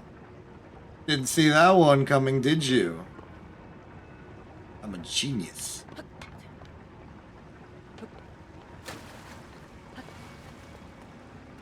Genius coming through.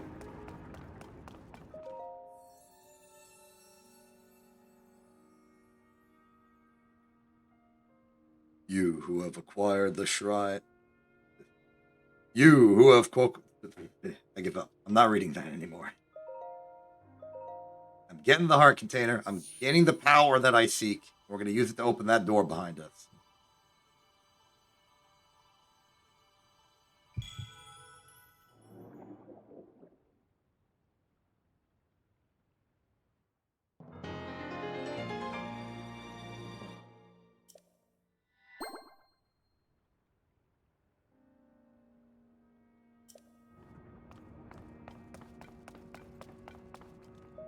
Time to open.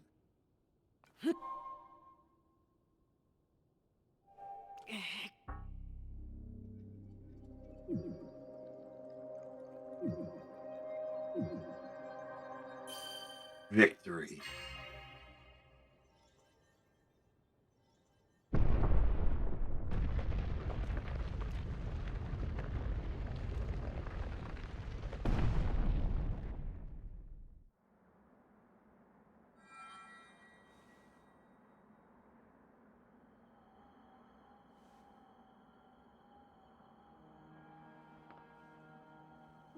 Ah, good. I see you have managed to open the door. Yeah, it was a You door. haven't fully recovered yet, but that is to be expected. You were almost beyond saving. By visiting the shrines and receiving their blessings, you have mitigated some of the corruption's effects. Though Though our time together has been brief, I am so happy that we finally met.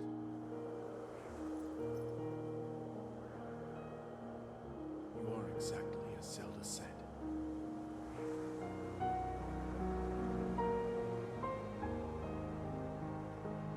I've done everything I can for her. Now it is up to you.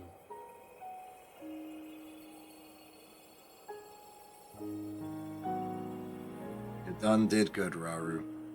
You done did good.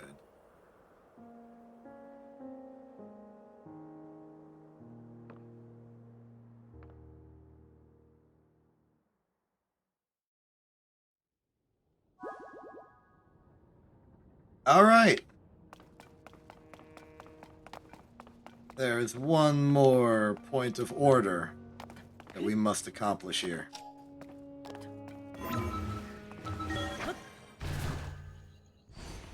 We have conquered the trials of the Skylands here, but we still do not have the power to leave.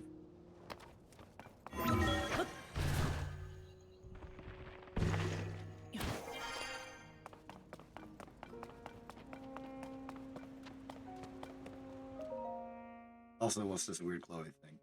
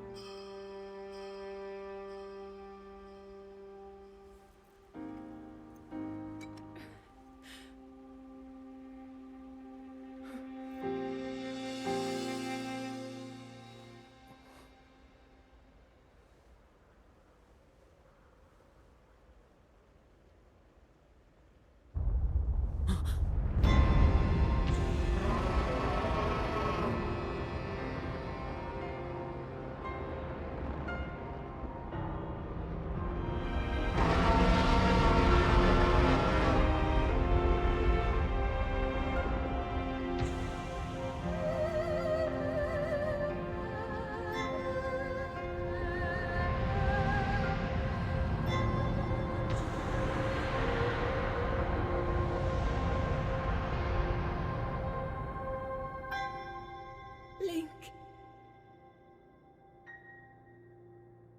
Link. You must find me.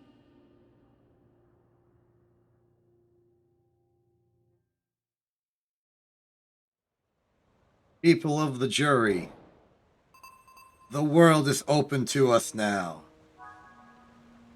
And here, I think, is a good time to end this pilot episode, basically, of The Legend of Zelda, Tears of the Kingdom, Scenic Route.